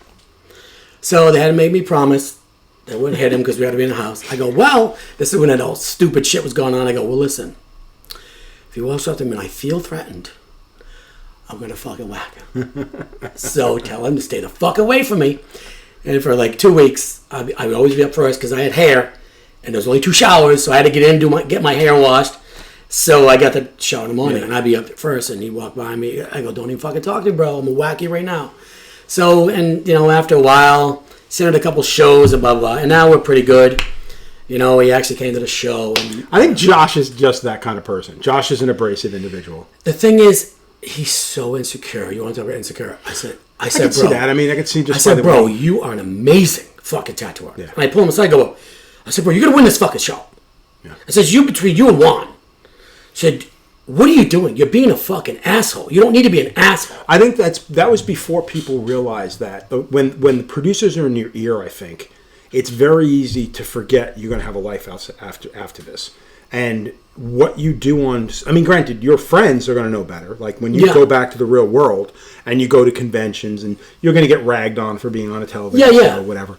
But the fact of the matter is they still know who you are. It's the people that don't know who you are. Like you said, you catch shit for being a misogynist, whatever, because that's what you sort of played on TV. Right. Those people, technically, their opinion shouldn't matter, but it will in the long term because those are be the ones that bring in clients. Well, they're like Paul Masada, go, bro, you're an amazing artist. Like, you could be snarky, you could say cool shit. I go, you're being a fucking dick. Yeah. I said, you watch what happened. You get off the show. You get off the show, man, people wanted to beat his fucking ass everywhere he went. Yeah. Like Emily Elgato. She got spit on in Baltimore. Oh, for real? Oh, because she went there trying to be the gypsy girl and then turned into the complete bitch. And this is the WWE. You play that character, they think you are that character. I go, you better cut the shit. I go, Clint got death threats. Sarah got death threats. I'm like, these are the people that believe wrestling is real. Yeah. They will come to your fucking house and murder you over because you said something stupid on TV. I go, Josh, you're being a dick. Well, but then again, and this is why I get angry about the television shows, because they don't treat the artists the way they should, which is as an actor. Because you're no longer being a tattooer. You're not just being yourself. You're being an actor. If you want to be that, then fucking the production should pony up and figure out how to fucking pay these motherfuckers accordingly. But they're not gonna. No, I know they're never going to. But this is $5 an hour. But that's what. But this is what's aggravating. Yeah. When Jimmy and I would have the conversations, I would tell him, I go, dude, go there. They want you to come back again, like the 6th time. Charge them. I said to him, I go, dude, tell them they need to pay you a fucking salary. Yeah. He goes, they won't do that. Then don't go back on. Like, that's my point, dude. If like when they came back with us, like our 3rd season ended maybe 6 months, a year before our contracts had ended. And I knew they weren't going to pick it up again. The 3rd season we did was just horrendous. Great artists, super nice, but too young, and none of them had the balls. They didn't have they didn't have it to really stand out, But it was also one of the best seasons. Like, it was produced better. It was all the stuff, But again, I knew it wasn't going to happen, so I was like, fine, whatever. And at the end of it all, we're all sitting, and I'm like, I go, hey man, I know there's probably not going to be a 4th season, but no full fucking well, there's no way I'm coming back for what you paid me for this season. Right. Just a heads up, you motherfuckers took advantage. And both the head writer, and the executive producer were like, no, you're not wrong. I go, yeah, and I allowed it to happen, it's on me. Because you're in the moment, you just want to get things fucking done. Right. You know? And you're thinking of a cool experience. Exactly. Well, no, it's not cool. It was nothing cool. Well, I didn't know anything about TV. I didn't either. I mean, I didn't know shit either. It's just, but the thing is, you know what's good for you and what's not. You're sitting around for 12 fucking hours to fucking go on screen for an hour and a half. Then sit around for another 2 hours to clean tattoos so you can get a close look up at them. And then the fucking, the kids that are fucking tattooing are busting your balls like, that's not what my tattoo. I'm like, motherfucker, I was till 2 o'clock in the fucking morning. I know what your fucking tattoo looks like. I fucking cleaned it and bandaged it. Right. Don't give me shit. Exactly. You know? But that's the thing. Those are things that don't make the TV, and it's aggravating. So at the end of it, when they finally came and said, hey, we just want to advance everybody's contract, you're willing to resign? I'm like, yeah, you can talk to my lawyer and we'll renegotiate. And they're like, well, we just want you to resign. I'm like, you can go fuck yourself. Yeah, no. Like, first of all, it's not going to get picked up again. Your production company just wants something to bring to the table. I'm not prepared to be that way. You can pay me, guarantee me, and I'll fucking do it. But until you can, fuck off. It doesn't make sense to me. Like, I'd rather be at home and tattoo than fucking sitting in a fucking room eating shit out of a basket because there's nothing else to eat and fucking getting fucking fat. Honestly, I tell people, I don't know how they do it.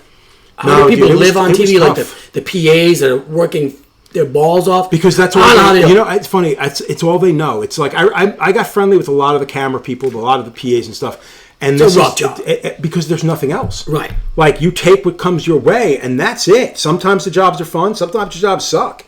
And it's like, you sit there, and it's like, you got nothing else? And they're just like, dude, do you know how many people do this? Like, you take what comes your way. It's like being in a street shop. You know, some days you get a cool piece. Other days you just take whatever comes your fucking way. You put your head down and put the work in, you know? So. Yeah, it's tricky. Like I said, everybody's like, would you ever go back? I go, yeah, but I would never compete again.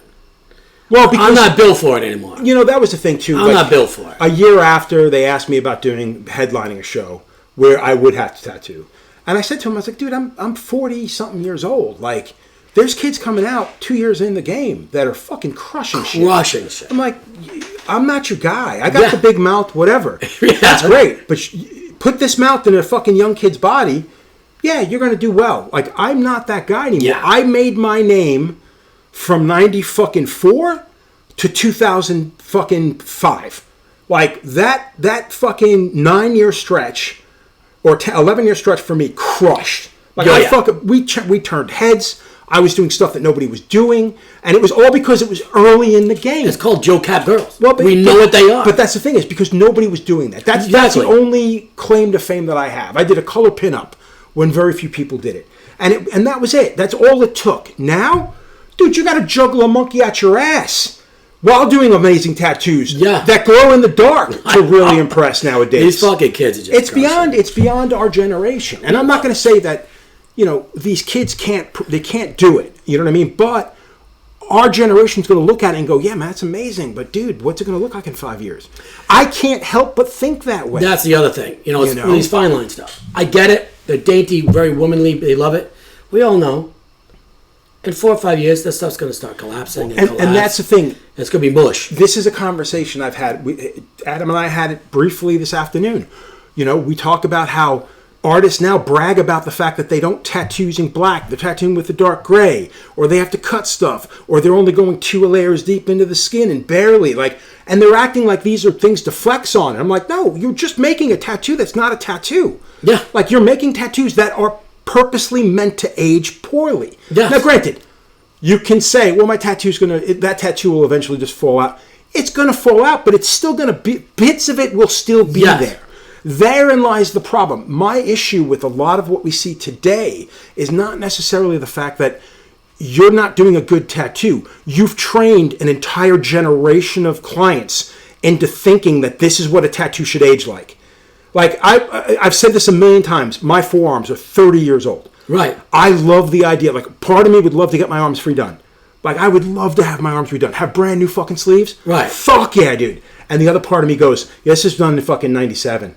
And it still looks fucking great. This was done in 96. Like, I love the idea to say, yeah, this is a 30 fucking year old tattoo, and this is how it aged. Well, tattoos are made to be permanent. That's why it's a fucking tattoo. Dude, I heard people talking about having to get a tattoo touched up every 5 to 10 years. And they're like, what lasts forever? Gee, I don't know, tattoo? That's the whole fucking meaning of tattoo. That was the whole reason why people didn't get them. I don't want anything forever. Then don't get a fucking tattoo. Exactly. Now it's like, I might get my whole body tattoo because it will be gone in 10 years. It's not a matter of getting a brand new tattoo. Now you have to... This is like having a really nice car. Love driving that car. But I don't ever want to change the tires.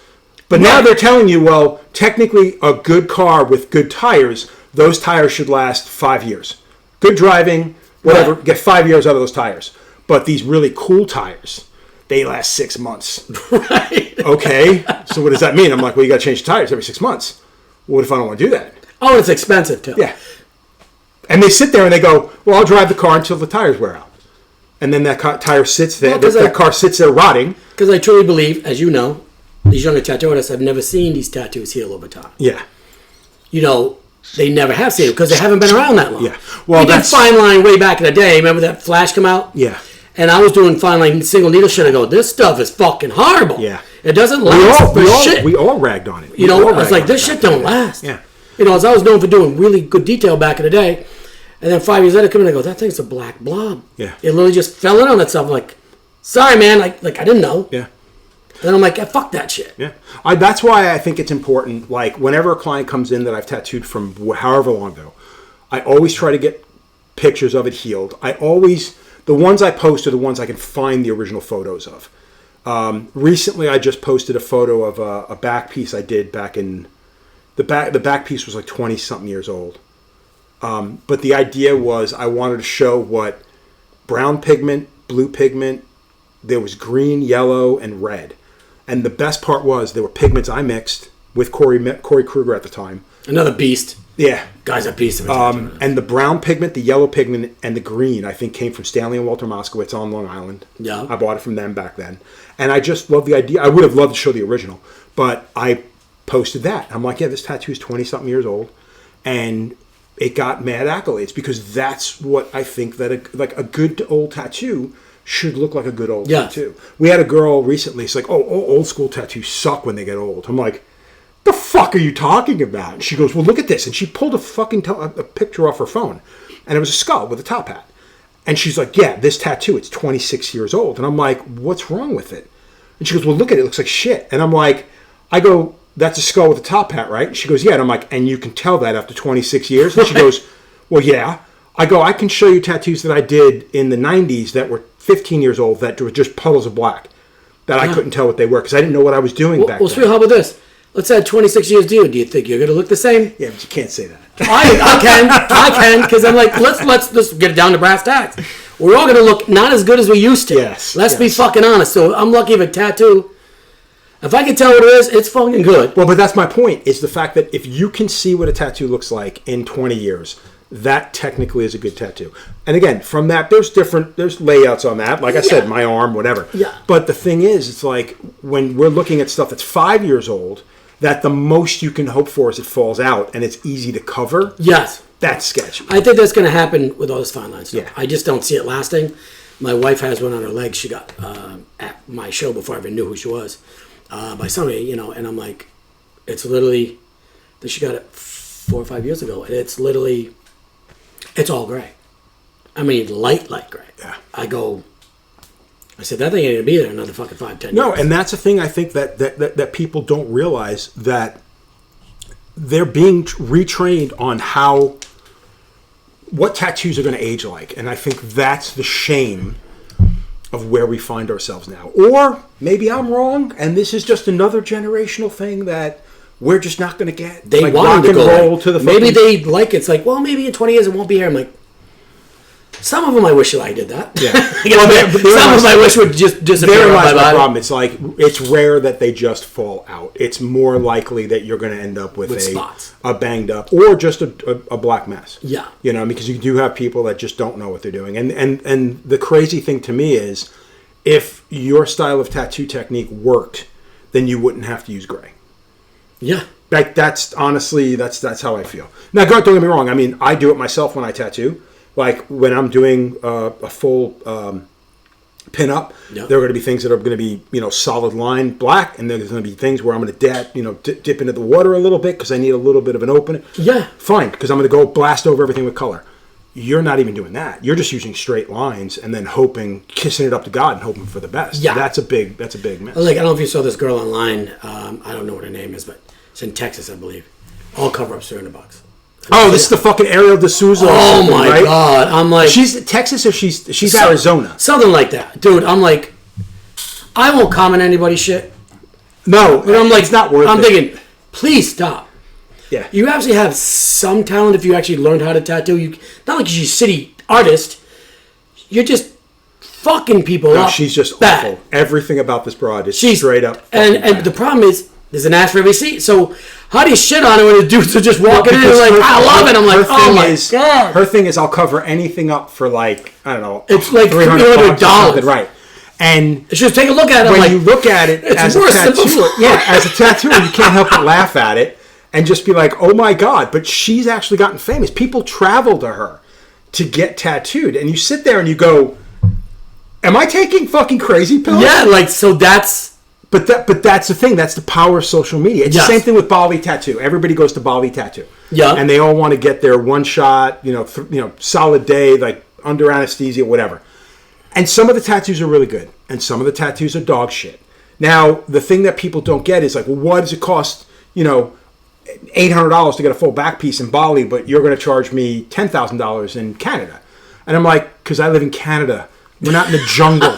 Like, you can drink the water from our fucking taps. You can't do that. You're not going there. to catch some weird-ass disease by being Exactly. there. And it's one of those things, it's like the cost of living is so much different here. Like, what do you think people in China are charging? They're not charging top-notch. Why do you think there are so many Europeans, Asians, all coming to fucking the United States? Because they can get to real charge actual fucking crazy money. Yeah. The thing I don't think that they understand is, it's like, yeah, dude, you get to charge that much. Do you know how much it costs to fucking live here? It ain't fucking cheap. Yeah. Like, it ain't fucking I went cheap. to France and I was blown away.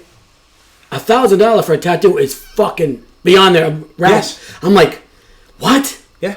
I went to a tattoo show and a guy wanted some lion with this and this and that, half a sleeve. I go, I was giving him a discount. I go, I'm not doing nothing. $1,000, probably, 5-6 hours. I'll give you a deal. He's like, really? I'm like, so one of the people over there go, oh yeah, man, like over 600. I go, over 600? Dude, a lot of guys went That's from the... fucking When ridiculous. Sullen, I think it was Sullen, I might be mistaken, but I think it was Sullen and their crew, they brought a bunch of people to Russia. And that was like everybody wanted to go to Russia. So it was all these West Coast dudes go to Russia and they go to the convention. And not for nothing, dude. The Eastern European tattoo jam is fucking. These motherfuckers have talent. Yeah, they're stupid. These motherfuckers have talent. Yes. And you sit there and you're just blown away by it. So all these dudes roll up like fucking rock stars, which they were. People coming up, they're like impressed, you know. But then people come up, they're just like, yeah, I want to get like this, you know. And they're just like, okay, cool, you know, fucking $300 an hour and blah, blah, blah, blah, blah. And they're like, and they walk away. And they're like, what the fuck are you talking about? And then someone's tattooing a full fucking half sleeve chest panel for like $400. Yeah. If that. I was like, and people, what? So I forgot how many tattooers went. It was like fucking 15 tattooers went.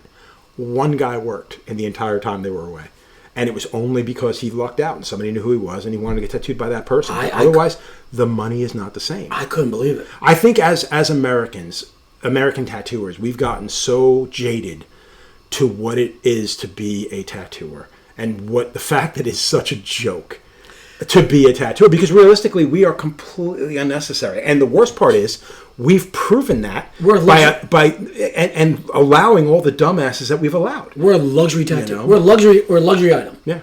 And now you can get that. So it is like, let's look at it this way. It's kind of like, it's like almost like, you know, you got the big stores like, you know, Saks Avenue. Yeah. And then you got Filene's. Then you got, you know, then it slowly goes down. You got Macy's. Yeah. Then you got fucking, then you got Walmart. And now there's Temu. Yeah. And you're like, what the fuck? Like Temu don't even have a store you can go to. You got that's like, you don't even need to go anywhere. You gotta phone that bitch in. Yeah, you're like, what the fuck is going on? And I'm just like, my thing is this, is I don't care what you get, whatever you pay. Just get a good tattoo. And then look at people and go, that tattoo is not very good. Yeah, but I didn't pay much. I go, yeah, but what the fuck? And they're in like, and so this is what I say about the quality of client. You know what I mean? And this is where the education on our part has to start. And I do realize this is an uphill battle. Yes. In the sense that you need to explain to people, this is why we charge what we want. And dude, we're reasonable as fuck. Right. But this is why we charge what we charge. This is why we recommend what we do. This is why we do things the way we do it. It's because we don't want to see you in 6 months to a year with a tattoo that is shit. When you come to us and say, okay, well, why does your tattoo here look so much better than this tattoo? It's like, because I didn't do that tattoo.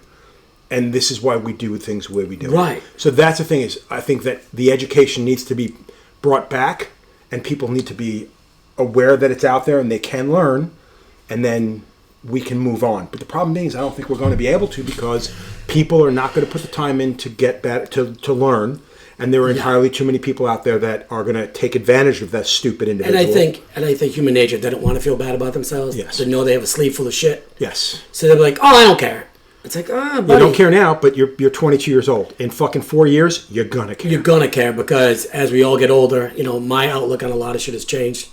You know, luckily I've always liked good tattoos. Like, all these guys covered in shit because they all work at a shop. Yeah. They all get drunk and tattoo each other. Never would I let anybody in the shop tattoo me unless I like their work and I wanted to get somebody specific. Right.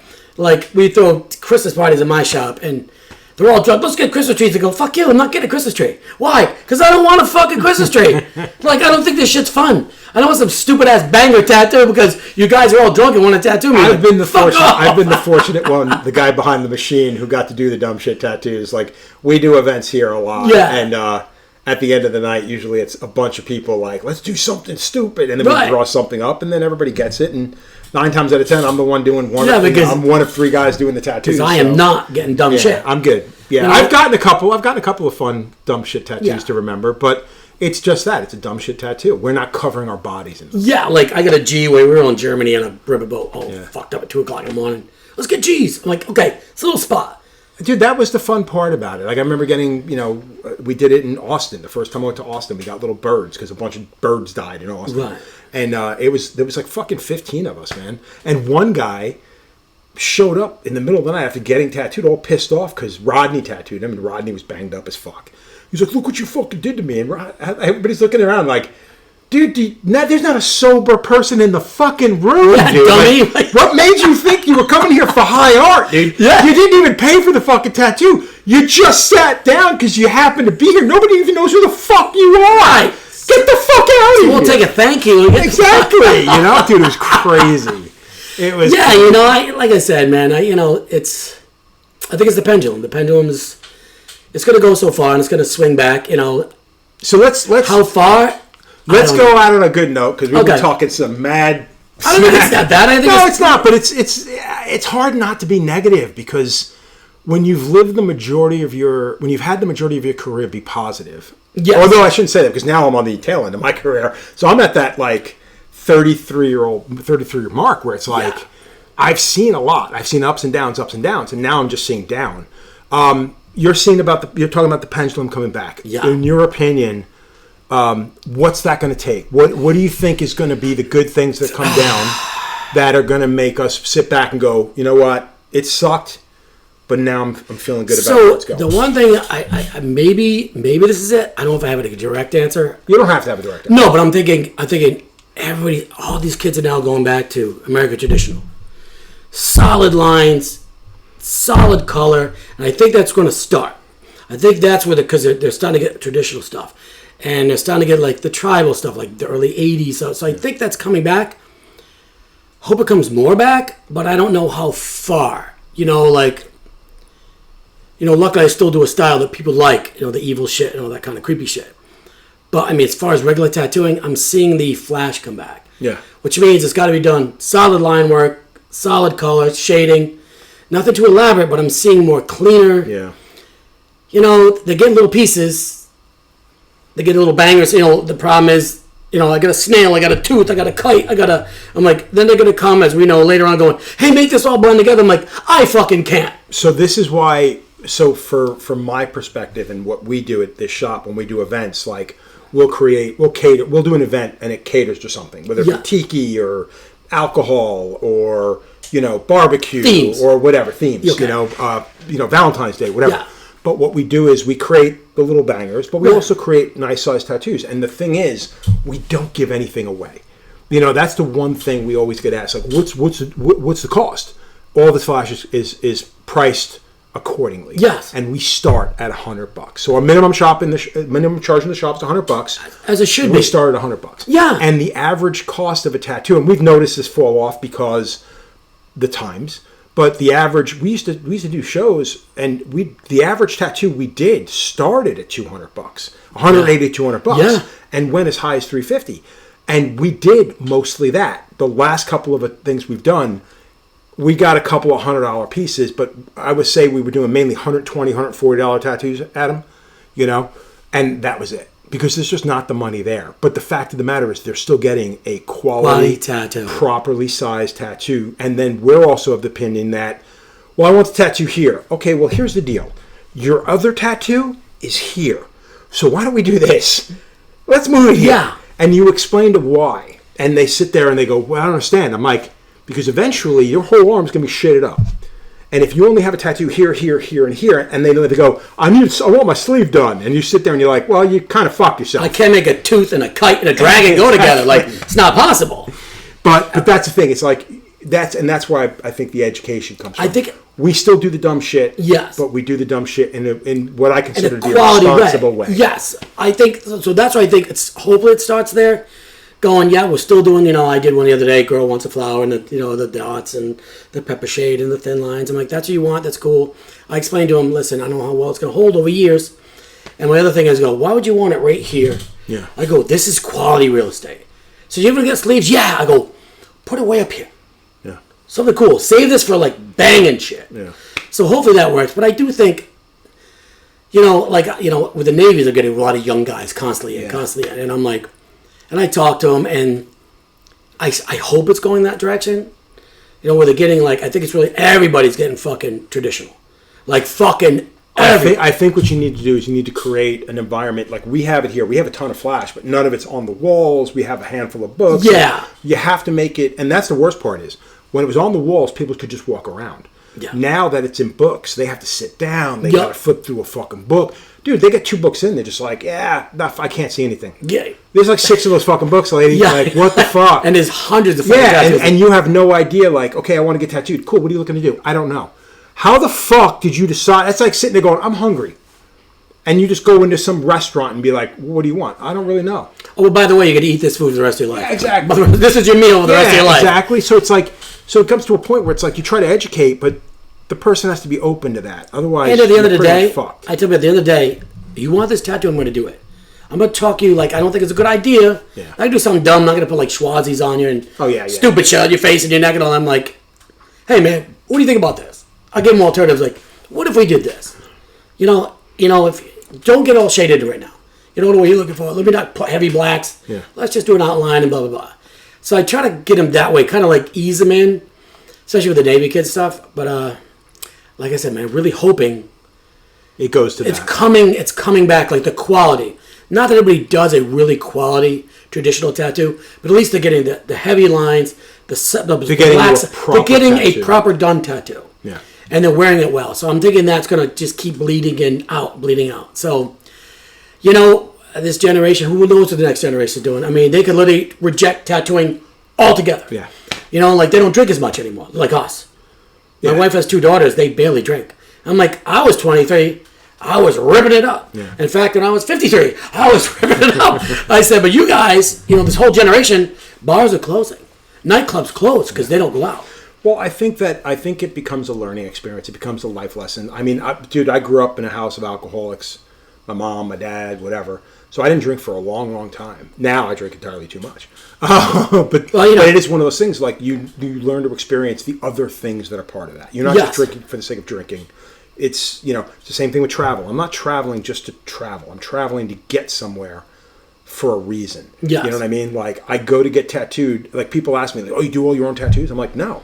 Because it's not about the coverage. It's about the experience. It's not about the how many tattoos can I get on my arm. It's how many artists can I cover The people my I arm want. with. And the people that I want to get to know. The people I want to, whose work I want to collect. Yes. I think that's something that, whenever people come to me and they get heavily tattooed, they act like they can only get tattooed by me. And they start asking, well, what about this guy? And what about, I was like, dude, I'll put you in touch with, I got a guy, a good friend of mine. I've done a good chunk of his bodysuit, everything but his back. And he asked me, he was like, oh, I really want to get my back done. I'm like, dude, you're a fucking collector.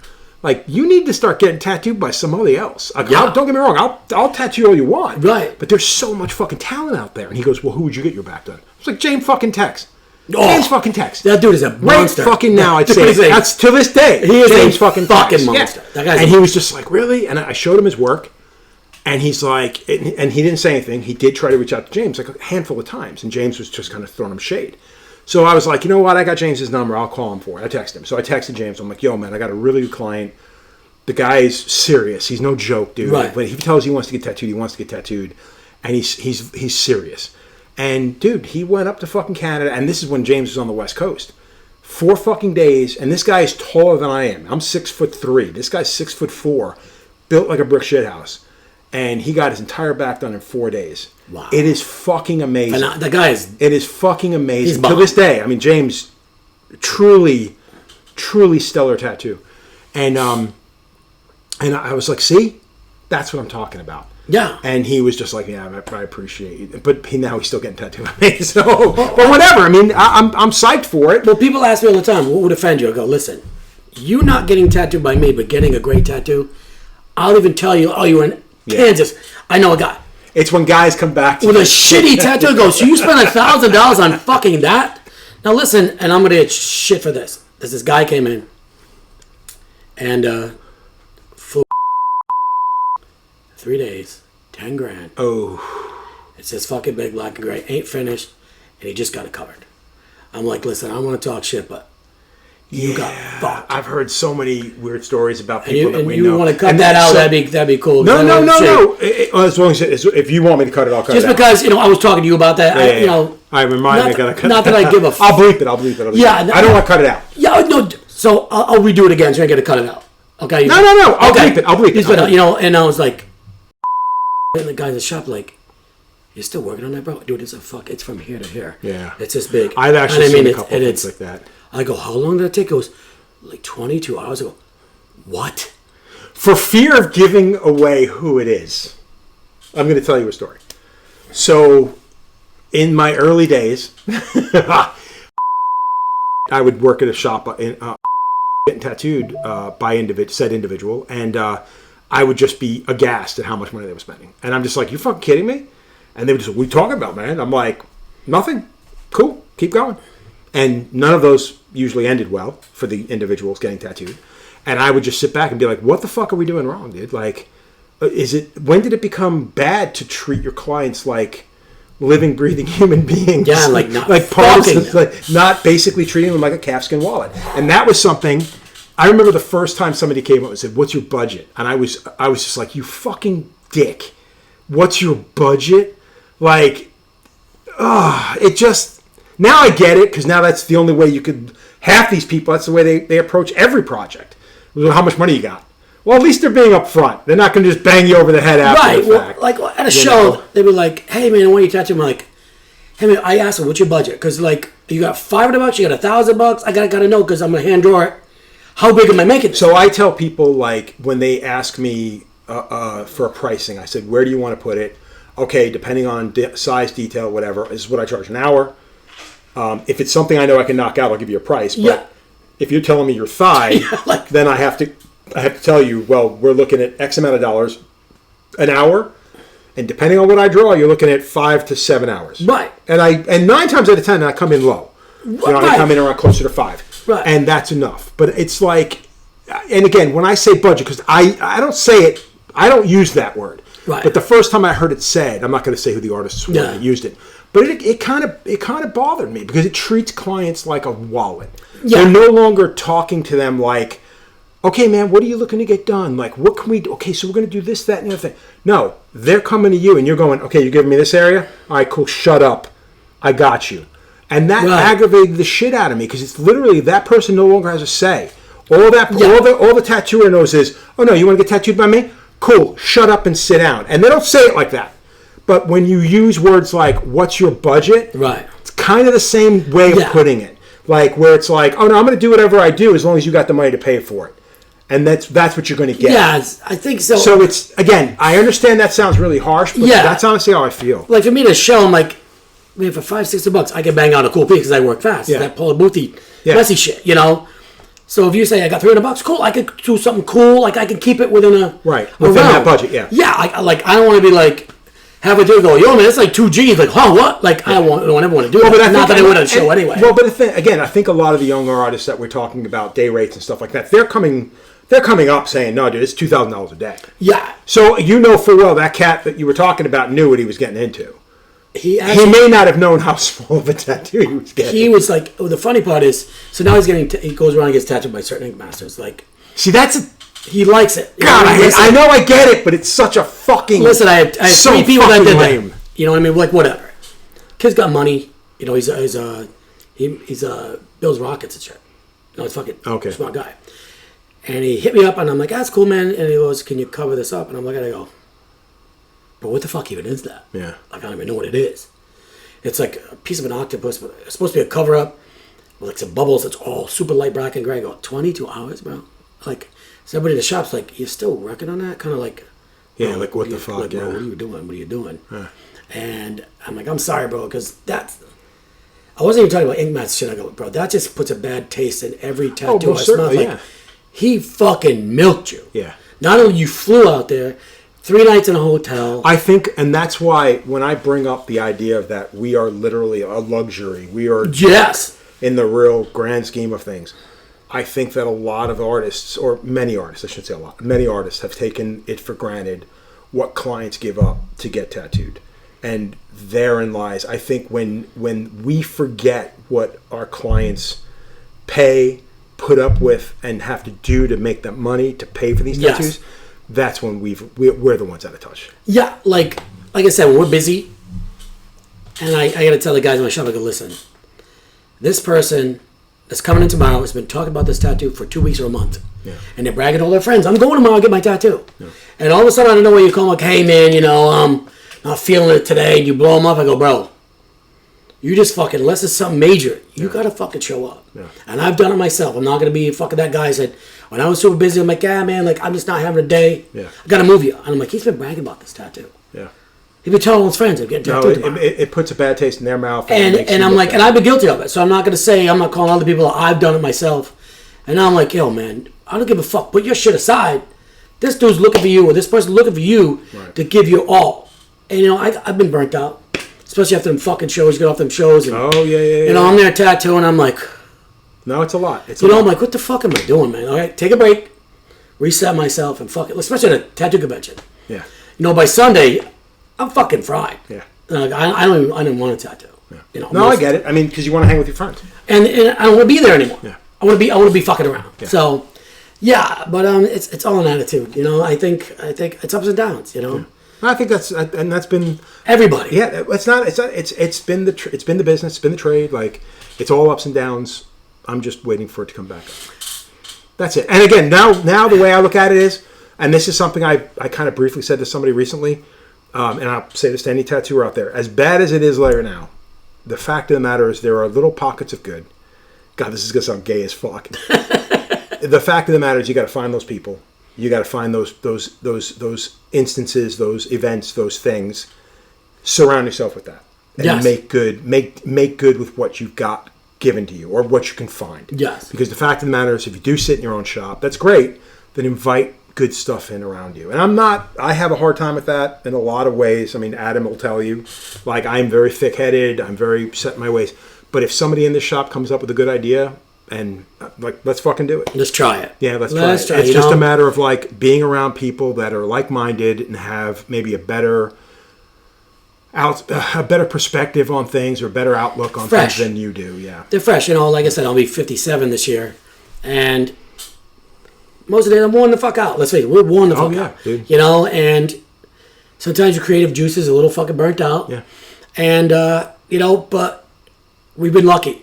You know, I've been lucky as far as this business goes, and I'm the greatest tattooist. Fuck no, there's guys that are so good. Yeah. You know, I've had some things fall my way. I've had some things fall your way. We work hard. We put our ass on the line. Yeah. Sometimes it works, sometimes it doesn't. But you know, I think it's coming back. I gotta believe it's coming back because I think the work will speak for itself. Yeah. You know, like people can go back and look you up, and they say Joe Cap, and their shit will come up. But oh my God, I didn't know. Yeah, it was like how that. long you've been around. Yeah, you're like, holy fuck. Well, but it takes somebody who's wanting to put the time in, and it's funny when you say put the time in, you go 5 seconds. Oh shit! Okay, that makes sense. This dude come across everybody real. Who the fuck is this guy? You know, it's like, because you know, like. Well, that's the thing. I think too many people are used to being spoon fed, and that's why I think educating clients, educating this entire genre of art is an important thing. And again, I think social media. I wish we had a social media for us. Well, I think we'd have to really do like. I see some things. I think. I don't know what it is. I think Joey Hamilton's doing it with Big C's. Yeah. They're doing something. I'm doing something very similar to that. Something. My thing is, I guess maybe you got to reach out to these young kids, maybe through a TikTok of just constantly putting up TikToks, calling it tattoo education, whatever the fuck you want to call it, and going, hey man, today, in less than like 3 minutes, this is what the look forward line work. Yeah. This just to throw it in, get in and out, get these kids. And then side by side, this is what is not a good tattoo. This is what is a good tattoo. And say, look at the line work. This is this. See how they don't touch. Maybe that's the way. I don't know. Because Adam and I were talking about this earlier. I don't know. Same thing. Because for as many people that are going to be like that and be like, "This is what you can do, make it better." There's just so many people. Well, I don't know what your problem is, man. I think it looks good. And it's just like, well, here's an idea. Shut the fuck up. Well, it's like this, man. All you do is try. You gotta put it up. You're right. You know, people are gonna not like you just because you're telling the truth.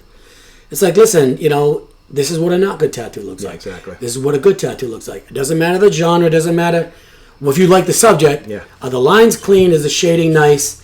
Blah blah blah. Is the placement good? You know. So maybe little 1 minute snippets. I don't know. Yeah. Because they're just gonna scroll by it. Yeah. So maybe you got some chick going, hey guys, you know, some crazy to pop their attention going. Today we're going to talk about tattoos and line work and this and this and that and why this won't last over years and blah blah.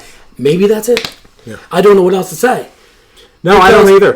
Because just like boring. Every day for me is I get to talk to friends. I get to talk to the people I work with. I get to fucking doom scroll on my fucking phone and try to glean a little bit of education, a little bit of knowledge out of the nightmare the quagmire of shit in which we're forced to walk. Yeah, you know, because it's open to everybody. Like I said, when there's an explosion, you can't control where it goes. Exactly. And, you know... You just hope not to be in the direct Well, that's the thing. You don't want to catch anything in the face. You know, I could take some in the guts, maybe in the back. Nothing on the face. Yeah.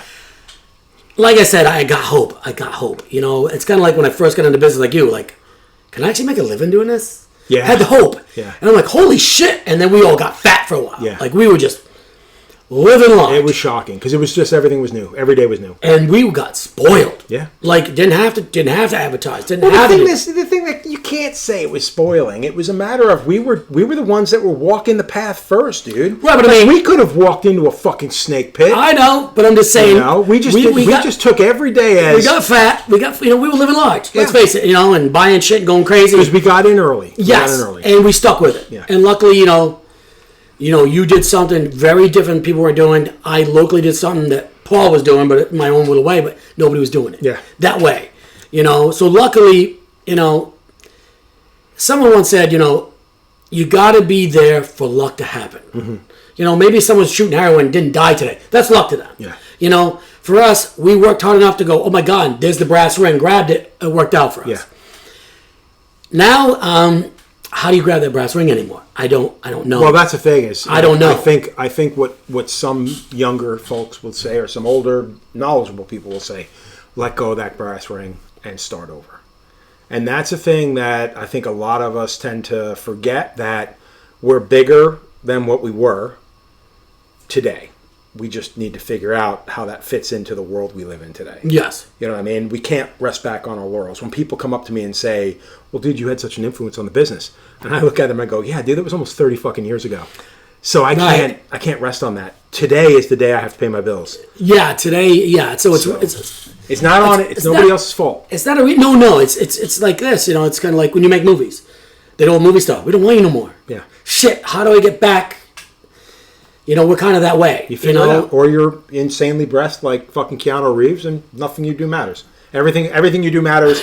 People just want to see you shoot people in the face while playing a Buddha. And make a million. Exactly. And let's face it, the bad side of this, it is a business. Yeah. And you got to make business decisions. Yes. I think that's getting back to where we started. You know what I mean? Like, there's such a thing as being a business owner and a businessman and being a tattoo artist. And a lot of these cats that are younger and get to play the artist, we did all that in our early days. Now that we're older, we wish we played more of the tattoo businessman. Yes. Back then, and a little bit less of the artist, and gave both personas a bit of time. Yeah. Like I said, and it's like how does a young tattoo artist even make a name? Because there's a gazillion. Yeah, it's scary. Like I said, you come to my show and I'm walking around like, phenomenal. I don't know who these people are. Phenomenal. I'm like, holy shit. And they're getting passed by because that guy's open. Stick your leg through a fucking curtain and get whatever the fuck I give you. There's a guy who does that. I know. You literally walk up. He does it, and you either arm or leg, and there's a thing on the wall, and whatever it's the old bubblegum machine. Yeah, I think it's killer. I think it's a fun idea. He'll get a year or two out of it before people get bored, or before a million other people do the same thing. Well, that's the thing. It's kind of like so. I think it was Scott. Scott Campbell. Scott Campbell. Out of California, he was in New York for a bit. I think he's back in L.A. But he used to do that. He used to have a hole in the wall thing. You put your arm in. It was a whole art installation in California, and he did that years ago. Now it's become a regular thing. But again, it was one guy who had a great idea, goofy idea, but it took off, and now everybody's doing it. So yeah, I guess it's like the Friday the 13th things. Yeah, they used to be successful. Now it's just you get like 10 people at the show because fucking everybody's doing it. Because everybody's doing it. Because all right, cool. We're going to end on this. Awesome. What do you got to say? I'd say positive, but whatever. Positive. Listen, even if it's something for you personally. I'll be honest with you, man. This is one of the greatest art things you could be in. People trust you to wear the art. It's like they call it the poor man's art. Yeah. You get to be creative. You get to work with amazing people. People trust you with their skin. And like any business is going to fluctuate. It's going to put a little bad taste in your mouth. Right. Like I was in the music business for a little while. That's fucking brutal too. Yeah. Blah, blah, blah. But I mean, positive is more kids are getting tattooed. Maybe not everything we want to do, but it's huge. It's taken over the world. It literally is every pocket of America. There's a tattoo shop at every corner, whether it's good or bad. So I think there's brighter days coming. The fact that these kids just want to get tattooed, I got to take as a positive. Yeah, maybe not how they do it all the time, but the fact that they, we get 14,000 people that come through that door. Yeah. Just to come and see. That's a positive. Yeah. So I got to take that as a good positive of they're coming. They're still coming. It's just whether we get our little piece. Exactly. And that's all I can say with that. That's the positive I take away. These kids are getting covered in tattoos, and I got to take it as a positive. Yeah. You know, there's a slot for everybody. It's just how big of a piece of pie are you going to get anymore? Yeah, exactly. So that's about it, I guess. Cool. All right, man. Well, thank you very much. Thank you, brother. Appreciate it. Always, brother. No, thank you so very much. Hey, everybody. Thank you very much for tuning in for another episode. Not for nothing. It's been fucking too many fucking weeks. Hopefully, I get my ass out of my my head on my ass and get to do this more often. So, like and subscribe. Spread the word. Let everybody know out there that I'm still alive and doing this. So, again, thank you very much. Anytime, brother. You can see us when I see us.